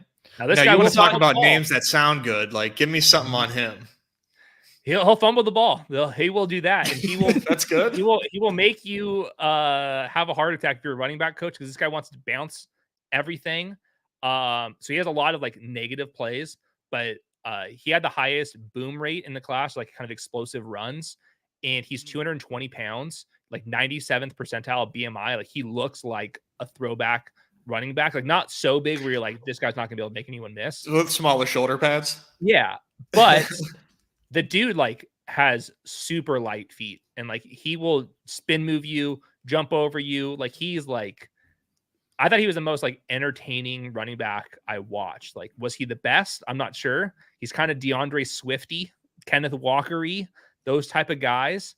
But there's also the low side where he turns into Dameon Pierce, who's that styled back, but just like could not do enough things right. But his good stuff is as good as anyone in the class. If he ended up being the best running back in the class, that wouldn't surprise me. If he couldn't see the field, that also probably wouldn't surprise me. Okay, that's the kind of pick we like in best ball, baby. BBM and best ball. Yeah, we're going moon shopping here. Mm-hmm. Did you like him? I don't know. Did you watch him before USC? Like, why wasn't he like a big? He was South Carolina, right? Yeah, he went to the fake USC originally, then went over to the real USC, and he was like a touted transfer. I'm not sure if he was a 4 or 5 star transfer, but like it was like big news when he came to SC. He was in a little bit of a committee. USC like runs a very interesting offense. So his like production is like not that of the classic running back, but his size and athleticism and like per touch metrics are really good as long as he doesn't fumble the ball. Okay. Burton, Bateman, Polk, maybe tight end, Otten, Henry. Man, what you a guys disgusting tier. Yeah. Is Geno off the board? Is 3 quarterbacks too much for you guys? Like it is. No, I mean, we it's fine. 20 rounds. 20 rounds. Oh, actually, I didn't look. Is it 20 rounds? Because this is a new contest. Oh, in my mind, I was like, it's 20. Okay. Yeah. No, 3 quarterbacks is cool. Let's do that. Yeah, it's a lot of draft capital at the position, but they're all correlated high upside guys. And I can live with it. Those top 10 names on that list right there were disgusting. At least there's a story we can tell with Geno. Yeah. I don't know what it would take for me to click on Antonio Gibson, but it's certainly not the 16th round or 14th. And 15th, Cade 16th. Otten, Algier. I mean, my pit for freaking Fields. Ugh. Yeah, it's not good. This is why we just scroll to the fun rookies and click their names. It's way more fun. We're in range now. GA, I'm a closet Chargers fan because the Chargers mirror my existence on the Underdog platform. We get out to a booming start, then we inevitably miss a field goal and finish 30th place instead of 2nd or 3rd. So we're forever bad and tortured. That is why I am a closet Chargers fan. But I wanted to bring that up because I wanted to ask you guys, J.K. Dobbins, we were ahead of our time, Nez, with the big board. The day it dropped, we took J.K. Dobbins in like the 17th round or something. Where should he be going now? Did we get any CLV? Do we like him at all? Or do we think, he's a potential cut candidate for the Chargers now? I'm not drafting him. Okay. But I get it. Yeah. I just can't do it. I know. Fair enough. When they signed him, I'm not sure if they ever released the contract details. He seems very Rashad Penny, but good comp. Yeah, good comp. We'll see. We could take another UW wide receiver in Jalen Polk. We could take one of the tight ends, Isaiah Likely. We only got one tight end with Ingram right now. Henry. Say do you want to do Jonnu? Like the first receiving tight end in Miami Dolphins history since Mike Gesicki? Yeah. He's better than Gesicki. Okay. Yeah. I don't hate it. Might I Like, I'm remind you very of intrigued Jordan? by that. Another legitimate option. They're like they had no threat at tight end. The last season. Yeah. So that Remember has me going back to intrigued. the Durham Smythewell last year when like Waddle had the Q tags and it's like Waddle's gonna sit and he plays 100% of snaps. He's finally gonna catch balls in the slot and he would just never get the ball. Yeah. Oh my goodness, man. Yeah. Johnny so had it's- like a couple like 50-yard touchdowns last year. And I would trust McDaniels to like get him on play action Right. concepts and like let the man cook a little bit. And also like Tyreek Hill, Jalen Waddle. We're not talking about like the most like durable guys ever. So I think we're throwing darts and tight end doesn't matter. So I don't see why he's like not worth a pick down here. I like it. Man, Jonnu Smith is what? This is like his fourth or fifth team, fourth contract, something like that. Like, remember when he was like San Fran, like auxiliary piece on that team, and then they moved on? Yeah, he was on Titans. The Titans. I think he was on San Fran before the Titans for like 2 years. No, he was drafted by the Titans. I think. I think he was competing with Delaney Walker as a first year. Maybe. Oh, that's why I'm doing the Delaney Walker. Yeah. Walker was on the Niners. Walker. And we were waiting for it. Yeah, the breakout. Yes. Okay. Yeah. Yeah, because he looked really good. I remember it was like that was 2019 or something. Week 1 Thursday night football game with him versus the Broncos, and him and Noah Fant both looked like the future of the league at tight end. And I was like, oh my god, I love both these guys, and I've been drafting them ever since. And it hasn't. Did we just find our third tight end? Noah Fant stacks with Geno. Oh, of course, dude. Noah Fant's gonna ball the hell out. If I don't have 40% Noah Fant in our tournaments, I'm gonna be very mad at myself. Like, ooh, I like that shout. What is, I mean, for the price, freak athlete with draft capital, with a contract, without competition, in a pass first offense that wants to stretch the field, and he can rip off big plays. And we've seen Geno Smith get hot at times. Like, right. I'm still holding out hope that like what it took a long time for David and Njoku to get crazy. Same draft capital, same athletic profile, like Noah Fant. Like one time they got rid of not just Will Dissly, they also got rid of Colby Parkinson, who I think is interesting for the Rams too. Like Noah Fant has like he's checking every single box except there's so much target competition in Seattle, of course. But I'm holding out hope. I like that. I like that shot a lot. Yeah, I forgot about let's take your boy Burton. It's just staring us in the face. It'd be crazy not to, right? Easiest pick of all time here. This literally. Actually, we saw. Maybe we'll talk about Will Shipley in a second. I saw you guys just dropped a video on him, the kid out of Clemson. The other thing I would say is the Huskies offense heavily featured movement tight ends. They had some good guys during the tenure there. Like even like Drew Sample was used as like a motion guy and stuff like that. But like Culp last year was like really good at it. Like he might be a sneaky draft prospect kid this year too. Like, I just thinking anecdotally about the transferring of the Huskies offense to Seattle there. Mm-hmm. Yeah, it's a good point. Bindles, thank you, bro. Membered up for 2 years on the Fant train with you, Hayden. Let's go. What can go wrong? With Will Shipley, Daniel Jeremiah snuck him into his top 100. I almost did. He was like my 106 or something like that. He has below average contact balance. Like there's just too many times where he kind of just gets knocked off and gets tackled. But the rest of his profile is like really good. And he's very young. And he's like already 206 pounds. If we can get that to like 211 over the next couple of years, he can actually take on some more big shots. He was interesting. I got the diet for him. I'll get him to 211. Oh, that's no problem. That's I wish I could get down to 211. That's my problem right now. But he ran up the middle. Like they were running like power concepts. He would get the goal line reps and he would catch a bunch of passes. Like he was used how like Austin Eckler was, where Eckler's not like the most dominant rusher, but he soaked up all of the opportunity because he's like good enough. And then if he goes to the right landing spot with Herbert, then you can become a fantasy darling. So I thought it was interesting that Will Shipley got a top 100 love from Daniel Jeremiah, and early declare monster school, 5-star prospect, got offers from Alabama, Georgia, Ohio State. So he wasn't like some like Dabo merchant. He like was supposed to be good. All right. We're taking him. I Let's can't go. think of a better guy to take right now. He's Noah better Fant than just got he's better than Bucky Irving. I very much believe that. another guy on the all-name team that's going to get steamed because of his name. Facts. People like to click it, but no Ducks on this team. last year. Everybody loved him too.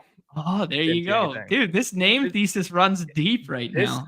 It's easy to love. This is best ball is about entertainment. Underdog fantasy about entertainment. If you like entertaining names, then go for it. But maybe we should fade them.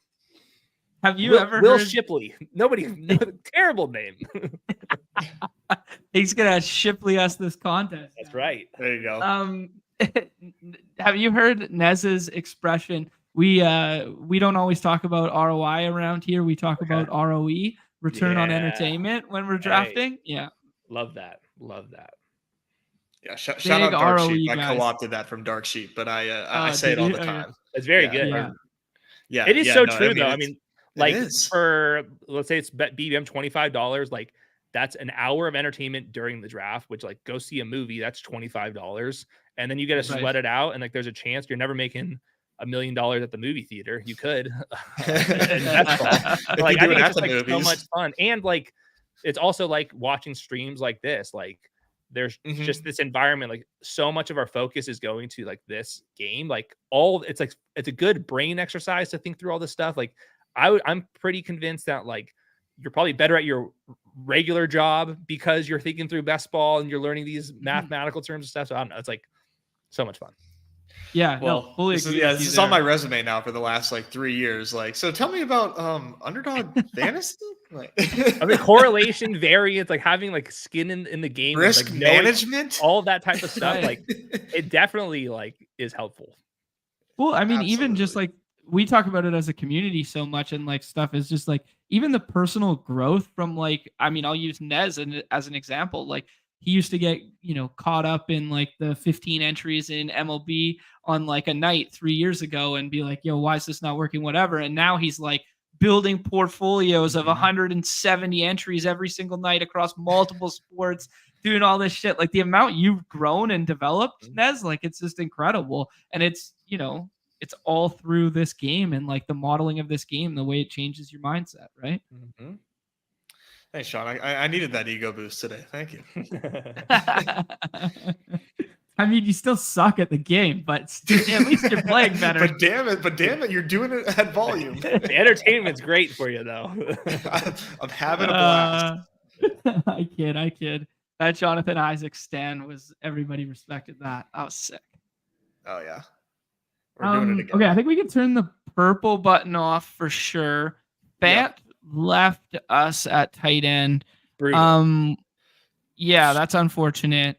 Oh, I know who our never next even pick is. At Alexander Madison when I draft. I did not know he was a Raider, and I would love to have a conversation about that team, apropos of like really nothing after this pick. If Hayden has any thoughts, but okay. I'm gonna throw my hat in the ring for free agent Zeke Elliott. There it is. Dallas Cowboys Zeke Elliott. I'm gonna throw my hat in the ring for. Okay, maybe. I was gonna throw my hat in the ring for Hayden's boy Johnny Wilson. We'll get him next time. Yeah, okay. He should still be there. So you guys want Zeke? Yeah. Oh, Zeke. I mean, I know you want upside at this pick, but like Zeke is going to have a role in an NFL offense where he's touching the ball more than like at a likelier outcome more than like anybody else left on the board at this. Wasn't there a mutual interest report for the Cowboys like a couple months ago? Yeah, it was like a month ago. Yeah, I remember seeing that. Yeah, we got to get the Lube take. We know that's not how you pronounce his name, but we got to get a Dylan Lube take as well. Dylan Lube is a guy that I will get to after the draft when he earns it. New Hampshire running back, insane for me to spend my time on this earth before the draft on that. Insane. Oh, that's funny. It feels like when we got enamored with Deuce Vaughn before landing spot last year, Nez. Because we kept seeing this one stat where it was like a list of, I can't even remember what the fucking stat was, but it was a list of like running backs in college that had like a receiving profile. And it was like his name, Christian McCaffrey, Alvin Kamara, and something else. Yeah. And we're like, look, he's on this list. Like, Yeah. My Did the dad list loved include Deuce size? Did the list include over 5'6"? Or did that they forget about that one? My dad loved Deuce Vaughn, and like he drafts on Underdog too, and he would be taking Deuce Vaughn in like the 13th round, and I didn't have the heart to tell him that like, buddy, you're the rake, but he loved it so much that I couldn't let him down. I had to let him just keep doing it. Okay, give us a crazy scroll name or someone on this list at wide receiver, and then I think the last pick should probably be tight end. Can you scroll down a little bit? Nobody's standing out here. Oh, geez. No Brendan Rice. No. Yeah, unfortunately, I don't DJ have Chark's a free agent. Jesus. I don't know. Mystery box. Yeah. Not a good list. Oh, our guy. Oh, Mr. Oh, there we go. Mr. Bench Press himself. So, Hayden, real quick, like the Raiders had a very weird last season where, new coach comes in and kind of energizes the team. And it looks like they are like trending in a positive direction. Yeah. And then like, I have just no idea what this offseason is. And I have no idea. They seem like directionless right now, despite like having a really good coach in like leading the team right now. I really do believe that like, that is like a very positive move for them. But like, what is this team doing right now? Like, yeah, it's a fair question. The owner didn't like really want the head coach. Obviously, like the players kind of made him do it. Their offensive coordinator search was very weird and didn't end up in a good spot. And then the quarterback position, I thought the Gardner Minshew contract was the single worst contract that Josh and I covered on all our videos. John, cover your ears. So yeah, but I don't disagree. They gave him like hybrid starter money, and then they're still going to make him compete with AOC. Like, I thought it was a bad contract too. Yeah. Like, I just love Gardner Minshew and the story. Oh, so do I. Like, he has a role, like, and he's always like productive enough. Like, you can run an offense around him. Like, he passes that bar, but like, it's such a like just it just has no room for growth. And if they like are going to give Gardner Minshew that contract and then draft Michael Penix in the top 40 picks, like, what is the point? Like, what are we doing here? Like, just commit one way or the other. At least with the Broncos, as shitty as they are, to me, their plan is we are sucking this year, and if we can find the right quarterback, he's starting all the games, and we're not going to spend a single dollar. We're going to trade Zach Wilson. Yeah, like there's a plan. I can't see that with the Raiders. And it goes back to the Devontae Adams trade. Why did they trade Devontae Adams and then give him that contract when they were nowhere near ready to compete? I don't know. Right. Yeah. We got 10 seconds to make a pick here. I think third tight end is the move. Do we think Darren Waller plays football this year, or should we take a swing at Colby Parkinson? Parkinson's better than Darren Waller is straight up anyways. Fuck yeah. Ooh. No, man. I don't like what's going on with Darren Waller. I mean, you want to No, you got to either play football or you don't. You don't have to play football. That's he's got a lot going on too. I don't even know that like I mean, he got married to Kelsey Plum. I don't even think they're together anymore. Like he's got some shit going on in his life. And he's battled a ton of injuries. It has not been like an easy ride for Darren Waller. So like, if he wanted to hang it up and call it a career, like, my hat's off for him. Like, awesome that you even like pulled it off, like from where he was at points in his career. But yeah, you don't go into the draft and not know if you're playing football or not.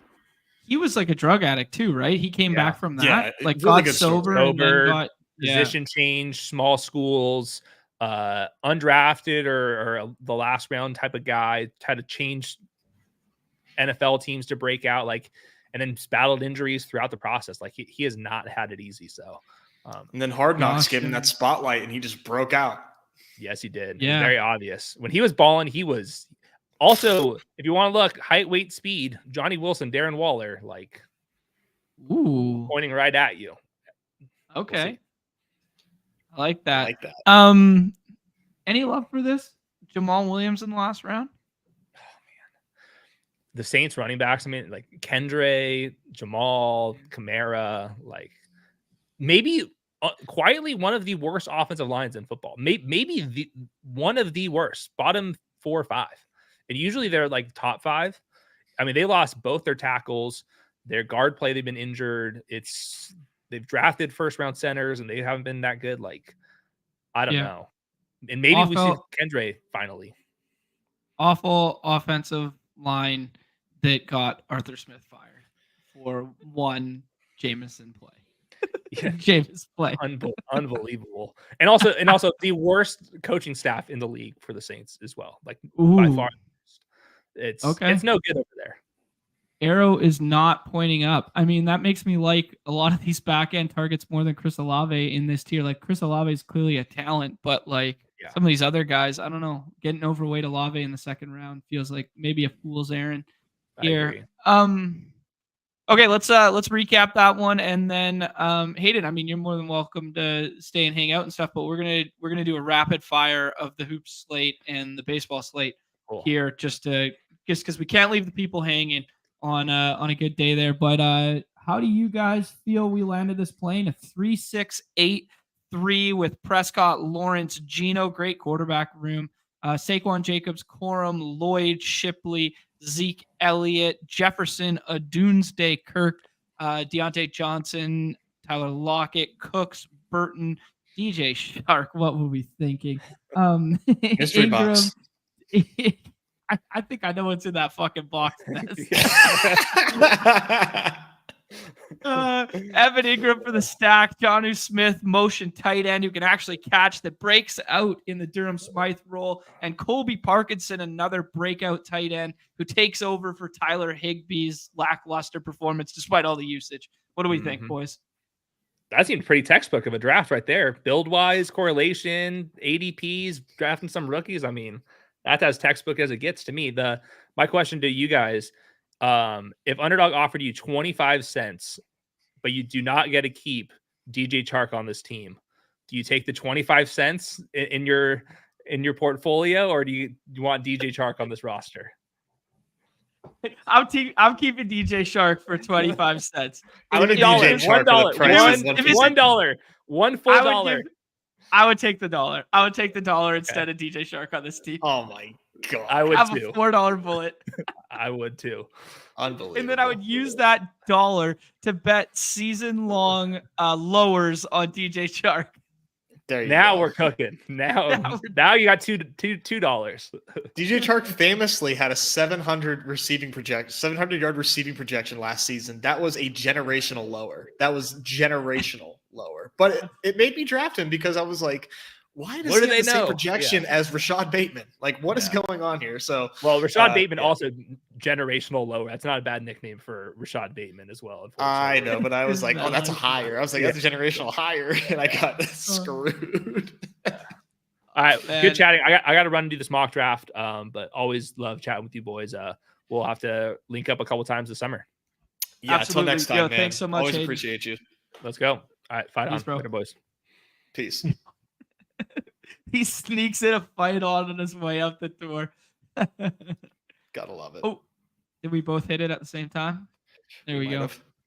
All right, let's do rapid fire because we cannot leave the platform today without addressing the big slates that are. There's tons of action available today. It's so cool. It was nice that they dropped this football contest for us, especially when not for us, but just in general, because it's definitely going to fill leading up to the draft and it tied in really nicely with having Hayden on the show. I do feel more confident in our draft prep now. Do you not, Ness?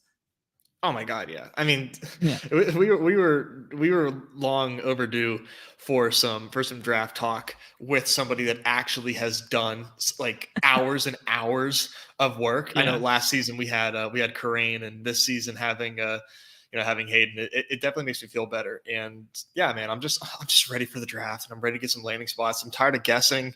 I want to know. I want the concrete. And man, Numi keeps teasing. He won't tell us anything. Keeps teasing that this season is just going to be like unbelievable for best ball. Like, I can't wait.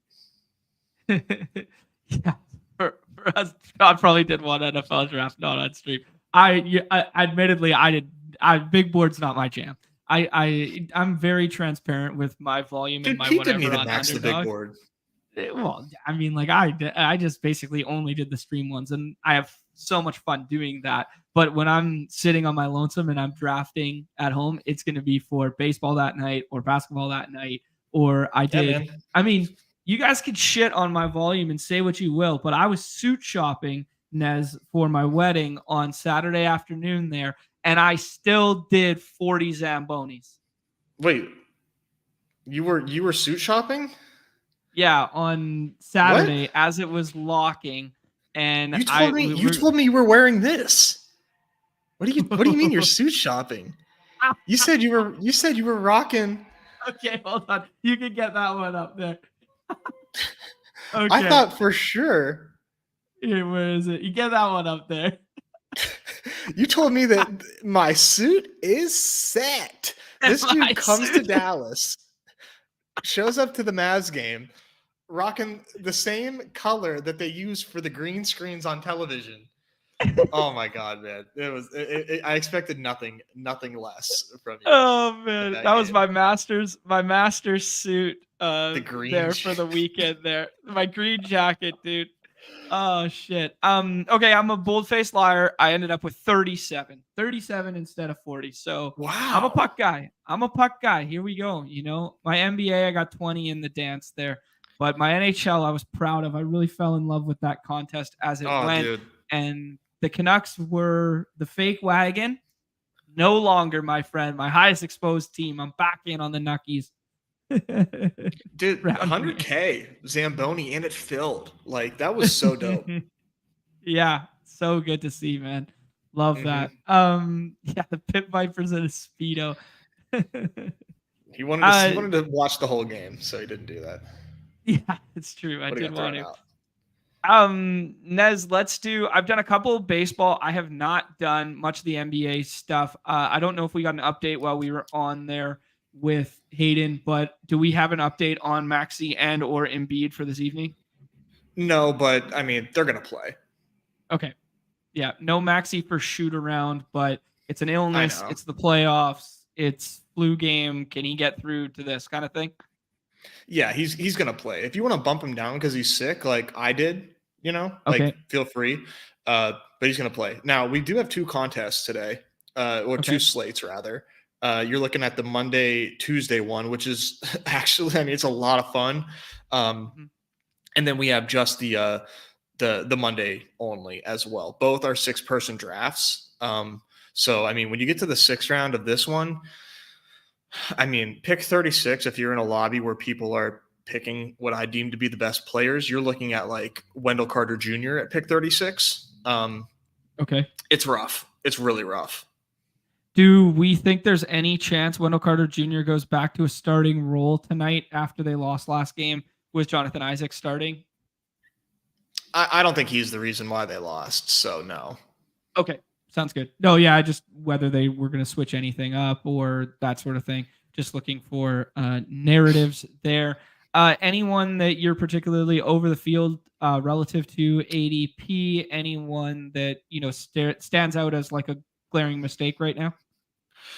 Honestly, man, I think ADP is like so efficient today. And I think it makes sense with the playoffs where like, it's pretty cut and dry. Like we know that the good players are going to play. The best thing that I can really say right now is like, I've got a ton of Kyle Lowry with the, he got 30 minutes and he goes pretty late. And we have that the was Maxey pretty surprising, Q. Was it not? Sort of. Okay. I mean, off the bench there, they don't really. I mean, like I thought maybe Buddy Hield could have like done more, but like as a ball handler, point guard, with no Melton, he's kind of all they got. That's a good point. And I've got a lot of Gary Harris too, man. He played I think 30 minutes himself. Doesn't give you any stats, but if you're playing 30 minutes, I'm gonna take you a lot in the 3rd round. So I've got a lot of him. I just want to check you. Yeah, Melton is out for today as well too. I just want to make sure I didn't miss that.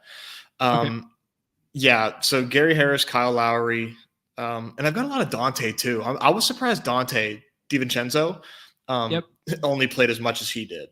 That was I think that we could see him. I still think that he has 38 minutes potentially in his range of outcomes. Really shocked that he didn't play as much, but he was pretty cold. Yeah.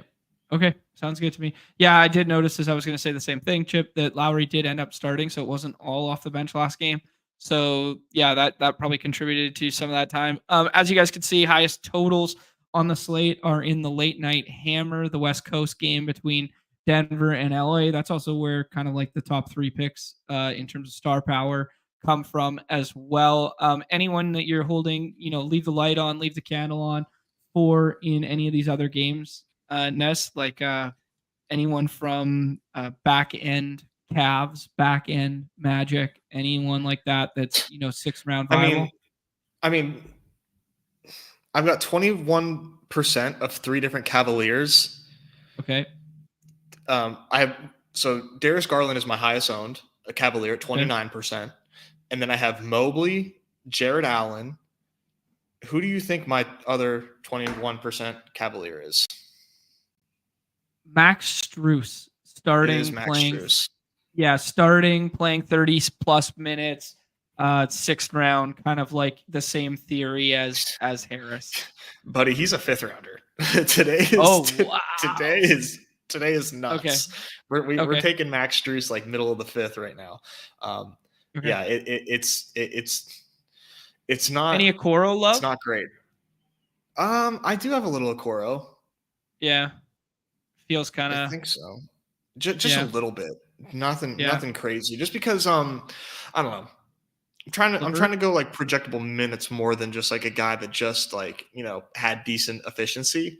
Sure. But I still think Okoro is like doable. Okay, sounds good to me. Levert or anything like that from that game? Mikel Fultz, anything? No Fultz, but I think Levert has like a range of outcomes that like makes him draftable. It's weird. I don't know why he doesn't. Gorgeous Niang playing more than Levert is like unconscionable to me. Like, how is Niang playing more than Levert? How? The dude looks like out of a beer league. Like, it just doesn't make sense. He does look like like the hairy chested, kind of chubby, like it looks like he just came straight from the Y. Yeah, it looks like he's the guy. Did he plays at the Y? He like jogs down the court, but it's just like wet from 3 all day. He's the guy that you're playing at the Y, and then like he calls for the ball in the paint, turns around, and he's got the big sweat stain on the back of his gray shirt, and he's about to back your ass down, and you're like, dude, get the fuck off me. Like you throw up your hands like this, like don't back that shit down on me. I want no part of that sweaty ass touching me. It's just disgusting in reality too. Any love for maybe an expanded Precious Achua role from the Knicks there? I'm thinking of ways they can get creative and ways that teams can get creative rather. Anything there's like, leave the light on for that one, or Kelly Oubre potentially. What's he, 5th round pick today? So maybe you got to even go deeper than Oubre? That. Yeah, what's Oubre? 3rd round, 4th round? Oubre's like 3rd or 4th, man. Man, I'm telling you, it is. Dude, it's really, really, really gross. Am I drafting Precious Achua? I don't think I'm going to draft a guy that got 0 minutes in the first playoff game now. Yeah. I'm just looking of ways to get creative. And I don't blame you, man. You kind of have to, but no, thank you there. I think what I'm doing is buying the dip on Hartenstein. Obviously, like Mitch Robinson, just awesome performance against Embiid last game, but Hartenstein is still extremely efficient for fantasy, and we got a 25.7 ADP there. I mean, I love Suggs, but like maybe like it, mixing. I think Hartenstein, you could probably take him at like pick 23 sometimes, depending on like what your teams look like. Yeah, but it's hard to take him over Suggs for me. But I mean, Mitrov over Hartenstein already. I mean, that seems really that seems very reactive to what we just saw. I'm not so certain, but if I knew Mitchell Robinson is playing 30 minutes again, hell yeah. But I don't. Yeah. And I don't think other people do either. We're just doing the stock. The stock upside for both of them, whoever gets the more minutes, like is going to matter, right? Yeah, for sure. It's about the stocks, and I think Hartenstein, has more like. I don't know. I think he's more of an efficient player than Mitrov on the whole. Sounds good to me. One more for the Monday Night Hoops. Here we roll the 1-0-1 because nobody runs Of better than course. me. Get Yep. ready to learn Wendell Carter Jr., buddy. It's, I mean, I love it. let's see here. The guys that are, oh yeah. How about us? Thanks, Bindles. Yo, thanks, Bindles. Thanks for pointing that out, man. 2K subs. Appreciate you guys all being here. Scroll the F down. Yeah, this is a good shout from Chipsy. Like, Hartenstein can't handle Embiid. You need the size for Mitch Rob. That makes a lot of sense to me. Yeah, I mean, Mitch did a hell of a job, man. It's very possible that I'm just, that I'm a little in denial on that, but I don't know. I think maybe Hartenstein needs Mitch foul trouble to get there. Who knows? I mean, I'm just not ready to completely write off Hartenstein because of one game. Yeah.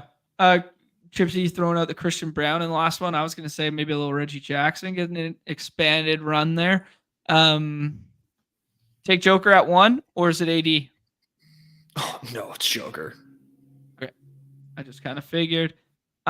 Pitch with an interesting suggestion. Wishes the prize pools for the NBA contest were flipped so that the Monday, Tuesday slate looks so fun. Just don't love the prize pool. So maybe something for consideration there in the future when we're doing these kind of 1 days and 2 days ones. I don't know. I haven't looked at it, intently, or haven't looked at it like I mean, as far as like having fun in a draft lobby, the other contest is more fun to draft, but the 2-day sweat, that isn't as fun though. Like when it's time to actually like sweat the teams that you drafted isn't quite as fun.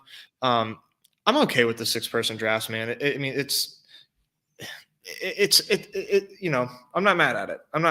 But like maybe next time you can try 4 potentially. We'll see. I mean, there could end up being like a really sharp pick here. Like Chip said, Christian Brown could definitely, like have a little offensive explosion. Like, I'm not saying. I mean, just think of like what Deuce McBride did. I love Deuce McBride, dude. He's a baller. Yeah. Are people thinking Deuce McBride's gonna do what he did? Like he was awesome in that game, but like. That right there. People don't see how efficient he had to be to do that. Right. He was ice cold, man. So good, but like, his projection's like 19 points. Like he's not gonna get to 30 again. He just unless he's just unconscious. What was he, like 8 for 10 or something like that? Like he was just. I honestly forget the stat line, man. Like it was just so awesome. Yeah, I mean, but like it's not going to be as fun to bet on. You know what I mean? Yeah. Like via drafting. I got you. So I guess to say like Christian Brown can run hot potentially. I mean, he gets that. He's out there a decent amount for a 6-rounder. Josh Hart goes at 11 there. I think Mobley feels like a snap click here. And then you could kind of sell me this pen between Wagner and probably not Porter, to be honest. I think I would be like Mobley's like an extremely sharp tier break. Yeah. Very much a tier break. This would be like Wagner or Russell for me, and I think I like Wagner more. This is Wagner for me. Okay. Yeah, I like that. I actually didn't watch the first game of the Lakers at all. I did not see the splits between Russell and Reeves. It looks like 41 minutes from Russell there. Reeves ended up with 36. They started alongside one another, I imagine.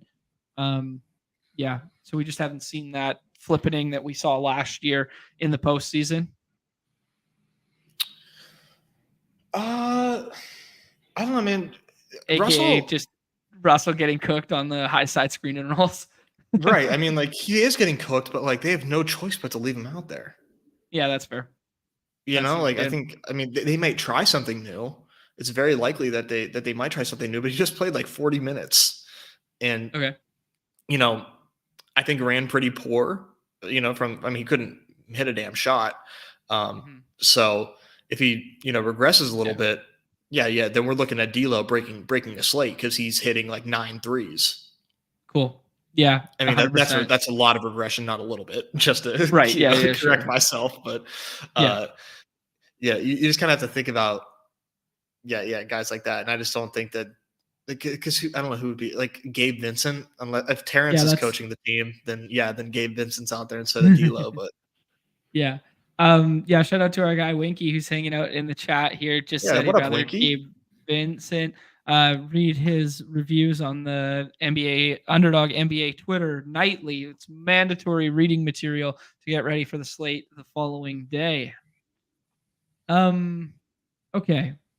Draft kind of going status quo right now. Garland goes 17 there. You said you were overweight to him. Jonathan Isaac, we think he starts again, right? Like we think he starts again. We think the minutes limit is kind of like they're taking the reins off. They're ready to go. It's Jonathan Isaac season on. I mean, he should have played like 32. They're giving these other guys too many minutes. Like there was like 4 or 5 guys that played double-digit minutes for the Magic. Did Goga play?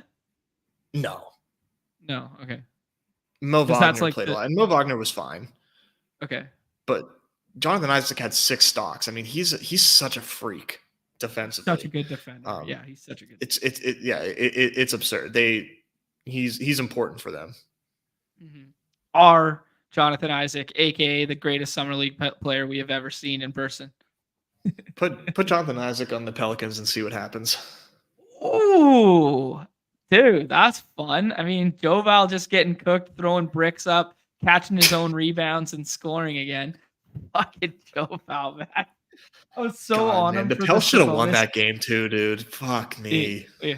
I was so on him for the Sabonis game, and then so off of him yesterday. I think I did 50 auto drafts yesterday before I went to the hockey game.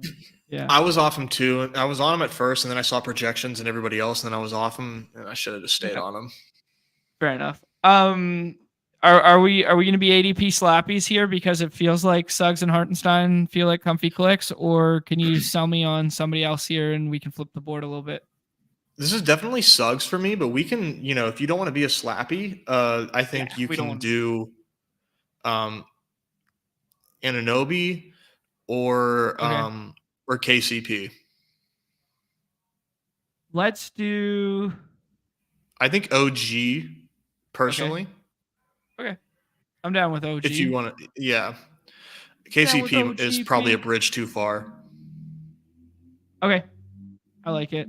I mean, OG, you just know his defense keeps him on the floor, and I don't know, he's such a good defender. He'll be out there 32 minutes plus for sure. Exactly. Like he's going to be out there. Yeah. I like KCP today, but you got to take Hartenstein if you're not going to take OG at that pick. Okay. Like sounds in my good opinion. To me. It's just a bit of a tear break. Yeah, KCP is just like one of those guys where it's like, where's the ceiling? He feels very like Mike Connolly-esque, like when we're doing those kind of like where he's the 4th option on his own team. Plus, he doesn't have the greatest handling role in the world. It's not like a traditional point guard bringing the ball up every single time. It's kind of like no, yeah. The thesis for drafting KCP is that like nobody else in that range has a ceiling game, and he gives you like 29 and like nice. Like you got 29 from a 5th rounder with your Jokic team. That's cool. Otherwise, yeah, it's pretty rough. Here's like rank who's left if you would. Just like put him in the queue. Oh, sure. Like just as I see fit. Mm-hmm. I would probably take the ceiling shot at LeVert. Like I would just be like LeVert. Rui probably starts and plays 28 to 33, something like that. I just want you to do this because everybody's going to go, and then you're left with like somebody that you didn't even want to think about. Yeah. What was we'll bring up Time Machine in a second here because I didn't do a lot of hoops research. I was entirely relying upon you for this. I did football prep and then was like, Nez knows the rest. It'll be fine. Because I just wasn't planning on playing the slate. It's a lot, man. Yeah, we're doing 3 fucking sports today. I mean, it's a lot. We could do 4. We could throw in that sweet puck slate too. For God's sake. Yeah, I don't know. I guess. I don't know. Something about Gary Harris jumps out to me. Something about 30 minutes jumps out to me too, man. Yeah. I mean, What that's like the did, best thing that you can say. Orlando do with the 5, man? What did Orlando do with the 5? Because that would make me want to pull. That would make me want to pull Wendell Carter Jr. like a bit more. He played less than Mo Wagner. Okay. Mo put some stats up for the few minutes that he played. Yeah. I think you're just hoping that Wendell Carter plays a little bit. So for me, this is like, I can't believe I'm saying this. Like, let's just expand Gary Harris's box score. Yeah. Like these points are disgusting, but he's a smash. He plays 30 minutes. I guess, but like, I kind of like, where's the ceiling case? If he hits, like, he just needs to hit. The ceiling case is like 18 points. You could do Joe Ingles. I kind of want to do Gabe Vincent. Go ahead. Yeah. I kind of like the Gabe Vincent shout from our guy Winky. I was like, Winky's dialed. He's tapped in. Let's see. I'm just looking at the old time machine over here. Gabe Vincent, bench rotation to start the second, and then bench rotation to start the fourth. He did not play a lot. He played 7 minutes. Yeah. Yeah. I mean, he might not be fully healthy on his way back, too. This is only his 3rd game back, right? I'm honestly not sure. He played the 2 Pelicans games, then he played the Denver game, and now he's going to play. This will be his 4th game, I think. Ball knowers really want him to play, so maybe there's something there. Right. Yeah. Oh yeah, Chipsy gave us I forgot on the fly there, the Christian Brown tout as well. What Christian Brown do last game? Pretty extended bench run there. I guess like Peyton Watson's 6th guy. He's first guy up. They love Peyton Watson. He's pretty fire. He got 2 nice runs there for 17 minutes. Ended up playing more than Peyton Watson for what it's worth. Interesting. I like that they use this old school Nuggets color scheme for their their splits. God, that was such that Carmelo Anthony color scheme was just so fire. They need to go back to that. Imagine seeing Jokic in that old school baby blue and gold. Oh baby.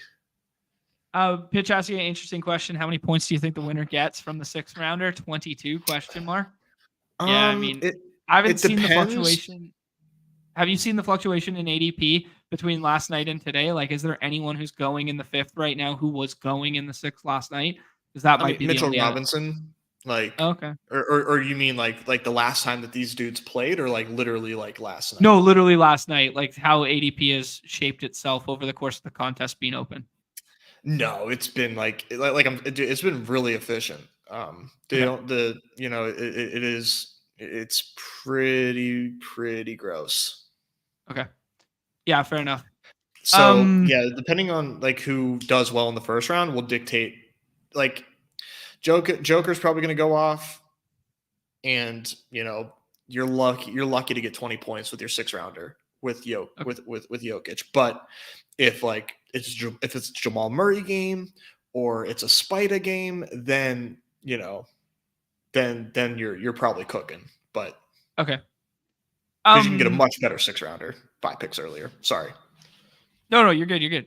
Okay, sounds good. Let's pivot. Everybody can read neztakes.com for the baseball slate. Nez has already put out his post for the day there. He's got Julian on the cover here. He's calling those right. Minnesota getting wet against the White Sox, calling that one up there. He's got his favorite stacks. Padres 70 degrees at Coors Field. It was fucking snowing on Saturday for that game. And Luis Castillo, they put up a 0 on Colorado, but like it was snowing while Castillo was pitching. And now all of a sudden it's 70 degrees. It's just incredible. Denver in a nutshell there. But interesting that you got the Rockies pushed up, because Rockies are going way underdrafted comparatively to this list. So that feels good. And then this is the guy, Brandon Pfaadt. I took him in all 4 of my morning drafts that I did. I could not believe he was SP7. The strikeout rate and potential of Brandon Pfaadt in this matchup feels so great. GG's, good luck tonight to you, Chipsy. Anything you want to just add context to for the night slate here, or I mean for the main slate here. It's a 7-gamer. Anything you want to say, Nez? No, other than just like I don't think normally when I'm drafting at volume, I will just like do some auto drafting, just queuing Okay. up different stacks that I want. I'm not doing that today. I want to be present in every single lobby just in case Padres fall, because Okay. you got Manny Machado with an outfield designation, which is awesome because he's been hitting DH. And I want to capitalize. Like, I don't want to be asleep at the wheel if there's a Padres fall. I want to be able to capitalize on that. So hopefully I get some few lobbies, get some Jay Witts lobbies, etc., and capitalize on people trying to get different. Because it's impossible to get away from the Padres today. It is literally impossible. Okay. Yeah, I got one this morning. I tweeted out the GM there. Did you see the Machado, Tatis, and Xander fall all into my lap? Motherfucker. No, I did not see that. Holy shit. Nobody runs better than me. The luckiest guy on planet Earth. Count your shekels, all right, baby. cool. Let's not draft baseball on stream, and let's appease our puck bros and rip off a 4-game puck draft to close instead of doing baseball. Everyone can read Nez takes and then draft baseball accordingly. The only last thing I would say is I don't think we have lineups yet, but Cronenworth is buried because people don't think he's going to play lefty. Do you agree with that assessment, Nez? Or do you think the lineups, like the way people are treating lineups, is correct today? That's a good one. Yeah, that was the big one. That was the big question mark that stood out for me when I was looking at lineups.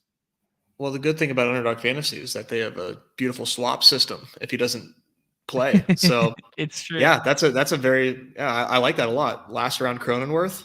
Hell yeah. Yeah. Because I am not sure if he starts or not. As you guys can see here, Roto Grinders has him out. But yeah, man, I don't know. It does Moonshot feel like Monday is halfway full. Is that good? It's one. Yeah, that's specific. very good. Yeah, that's we really have 3 good. hours till lock. That's crazy. Wow. Yeah, that is good. Yeah, cool. Anything else you want to say? Contrarian stacks, interesting players, blah blah blah. Just the Twins. I think the Twins. I mean, I wrote them up a little bit, just talking about how bad they are right now. But like, I don't think every team is as bad. All the bad teams are as bad as they're showing right now. And no one likes to draft Trevor Larnach and Ryan Jeffers and Willie Castro. So just put on a brave face and draft some of these guys, because the White Sox are terrible and it's a nice day in Minnesota. Like it. Okay, good shouts there. I played the shit out of Miami yesterday in my 20-something entries leading up to lock. I think I took Miami in all of them. Had a nice little profitable day, but didn't win, which was unfortunate because I really liked the Miami spot from yesterday, and it kind of feels like the Twins are that underpriced spot for today. The one guys I will add as picks to clicks, homers that I'm calling today, Nelson Velasquez and Hunter Renfroe. Give me that little pairing, 2-man Royal stack that is a little contrarian at the end there. Nez, I gotta let this dog. He's scratching like crazy at the back. Can you drive the bus on this puck draft real quick? Sure, man. I'll be back in 2 seconds, but I just literally need you to click buttons till then. All right. Yes. Let's go. The bees are going to roll. Bees are going to roll the playoff ones. The big, bus crash incoming. Oh, man. Yeah, Marlins lefties get Bryce Elder today. All right, Nez is in. We are ready to go in the puck streets. This is a 4-game puck slate with 2 games that are the second game of the series, that being Toronto and Boston and Carolina and the Islanders. Really, I don't know. Patrick Wallman, he hates Sorokin for whatever reason and has been starting Simeon Varlamov. I have no idea. And then the start of the series between the Knights, Dallas, and Edmonton, LA. Let's watch Nez flounder in the puck streets. It is so funny. You talked about some players that dude, I have no idea who you just talked about. No idea who those dudes are. And Nylander, that was the big nugget, is Nylander for your Toronto stacks. Something funky's going on there with food poisoning and whatever. And he stayed on the ice extra long in the morning skate with the guys who are going to be healthy scratched So it doesn't look bullish that he'll play, but he has a Q tag. All right, Nez, I got to let this dog go here. Oh, what do you think, guys? Pasternak or Austin Matthews? I need the chat here. You guys are a little behind, so make it quick. Austin Matthews or Pasternak? What do we got? All right, Matthews it is. The thing about the Maple Leafs is that they let everybody down. So they're chalk. People think that they're good. They're not good. They're never good. And here I am drafting Austin Matthews. He's going to let me down tonight as well. I'm on the clock in a baseball draft too, because I didn't realize this thing was halfway full. And I'm doing NBA drafts. I'm doing baseball. There's just so much to draft right now. And yeah, so I'm just trying to get everything in. I'm working with a Ha-Seong Kim Tatis stack over on the baseball side. I did do a couple Zambonis. Turn me up saying, let's go Canes. I did some Canes, but I had to pair them with like the Vegas Knights. So that doesn't feel quite as good. I'm feeling good about the Austin Matthews though, because there's a bunch of centers off the board. So I think we made the right pick there. But we got to stack. Got to figure out what kind of Maple Leaf I want to pair with Austin Matthews. Do you guys have any suggestions? I'm all ears. Who the hell? And Austin Matthews is like the only Maple Leaf that I know. Ooh, if they're gonna give me Marner's fire. I like Tavares, Morgan Riley. Yeah, Nylander. He didn't even play game one. Undisclosed? They don't even. What do they mean undisclosed injury? Just tell us. What do you have to lose? Undisclosed injury. What a joke. This is John Sport. All right, how we got it? I only made one pick. These guys are bleeding the clock on us. What's going on here? They wanted you to help me out. Okay, let's do Marner here. Do a little right. PP1 correlation. I don't know if they're gonna play together. But yeah. Interesting. GA saying that they're doing upper body injury for Nylander now. So yeah, I mean on Underdog, I don't really know what's going on. The blurb says undisclosed. Like it's the playoffs. Yeah. Just tell us why he isn't playing. That's classic puck to do like undisclosed, and you get like these designations that are just lower body or upper body, and those are the only designations you get. Because they don't want their guys to feel soft. Because if there's like a guy out with a toe, they're just gonna get ragged on. Like, oh, you can't play because of your little toe. Yeah, what is your baby soft? Toe? What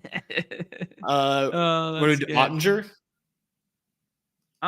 If you want to go, yeah, let's do it. Yeah, we could go try and set up like some backdoor Dallas or something. Use Ottinger. Playoff Ottinger. I just want the safety at goalie. You would. This is like quarterback in the dog bowl all over again. Press the draft for me, like the board. Let's see what we got. Okay, so Austin Matthews at 2. Pasta. Oh, Jason Robertson went right beside us. Yeah, I was gonna go Robertson if he fell. Okay. Then we got the Sebastian Aho plus Getzel. That's a classic starting the Zamboni game there. GA's going with the Vegas stuff. Yeah, I mean this team's it's crying for Wyatt Johnson. That's what this team's crying for. Wyatt Johnson. Yeah, like we could Dallas. Is there any correlation between centers and goalies like that? No, but like just if we want to build out like some correlation with our like winning, our team winning coupled with our goalie. You know what I mean? We get a dub. We make the concerted effort to go Dallas Tendy that maybe we should build out Dallas now. That's a bonus for Ottinger. A team win. Yeah. Okay. Like same thing as like starting pitcher. Yeah. But like here, what are we looking at here? Okay, so turn me up saying that they think it's going to be Bertuzzi and Domi on the Matthews line. Makes sense. Pairing with Marner feels good for PP though. Let's see what Yeah. Fiala. yeah. They got the same thing on Daily Faceoff I'm looking at right now. And then they're doing, Marner will be the PP1, Tavares PP1, Morgan Riley. Okay. Well, I think that makes. I mean, how many leaves are too many leaves? Probably one is too many, to be honest. I don't know, man. They looked so bad the other night. And like, it's just like this anecdotal narrative at this point that's almost comical. That it's just like they just get their doors blown off in the playoffs by Boston every single time. Like, it's crazy. Yep. Let's do Miro, and then we'll do Heiskanen and like Wyatt Johnson. We got to get contrarian with this. Let's Wyatt do Johnson. Let's do PP2 from Dallas or something, or do those the second two most together. Talented Wyatt in the Dallas area. That's pretty so good. He's who you want on the team? Like over Brad Marchand? Yeah. Build up lines. Is John full of crap? No. Like you don't want to do Pavelski? No. Why? I mean, we could do Pavelski, but like Pavelski, like when you don't have Robertson, is like you may as well just do second line. So no Rupee.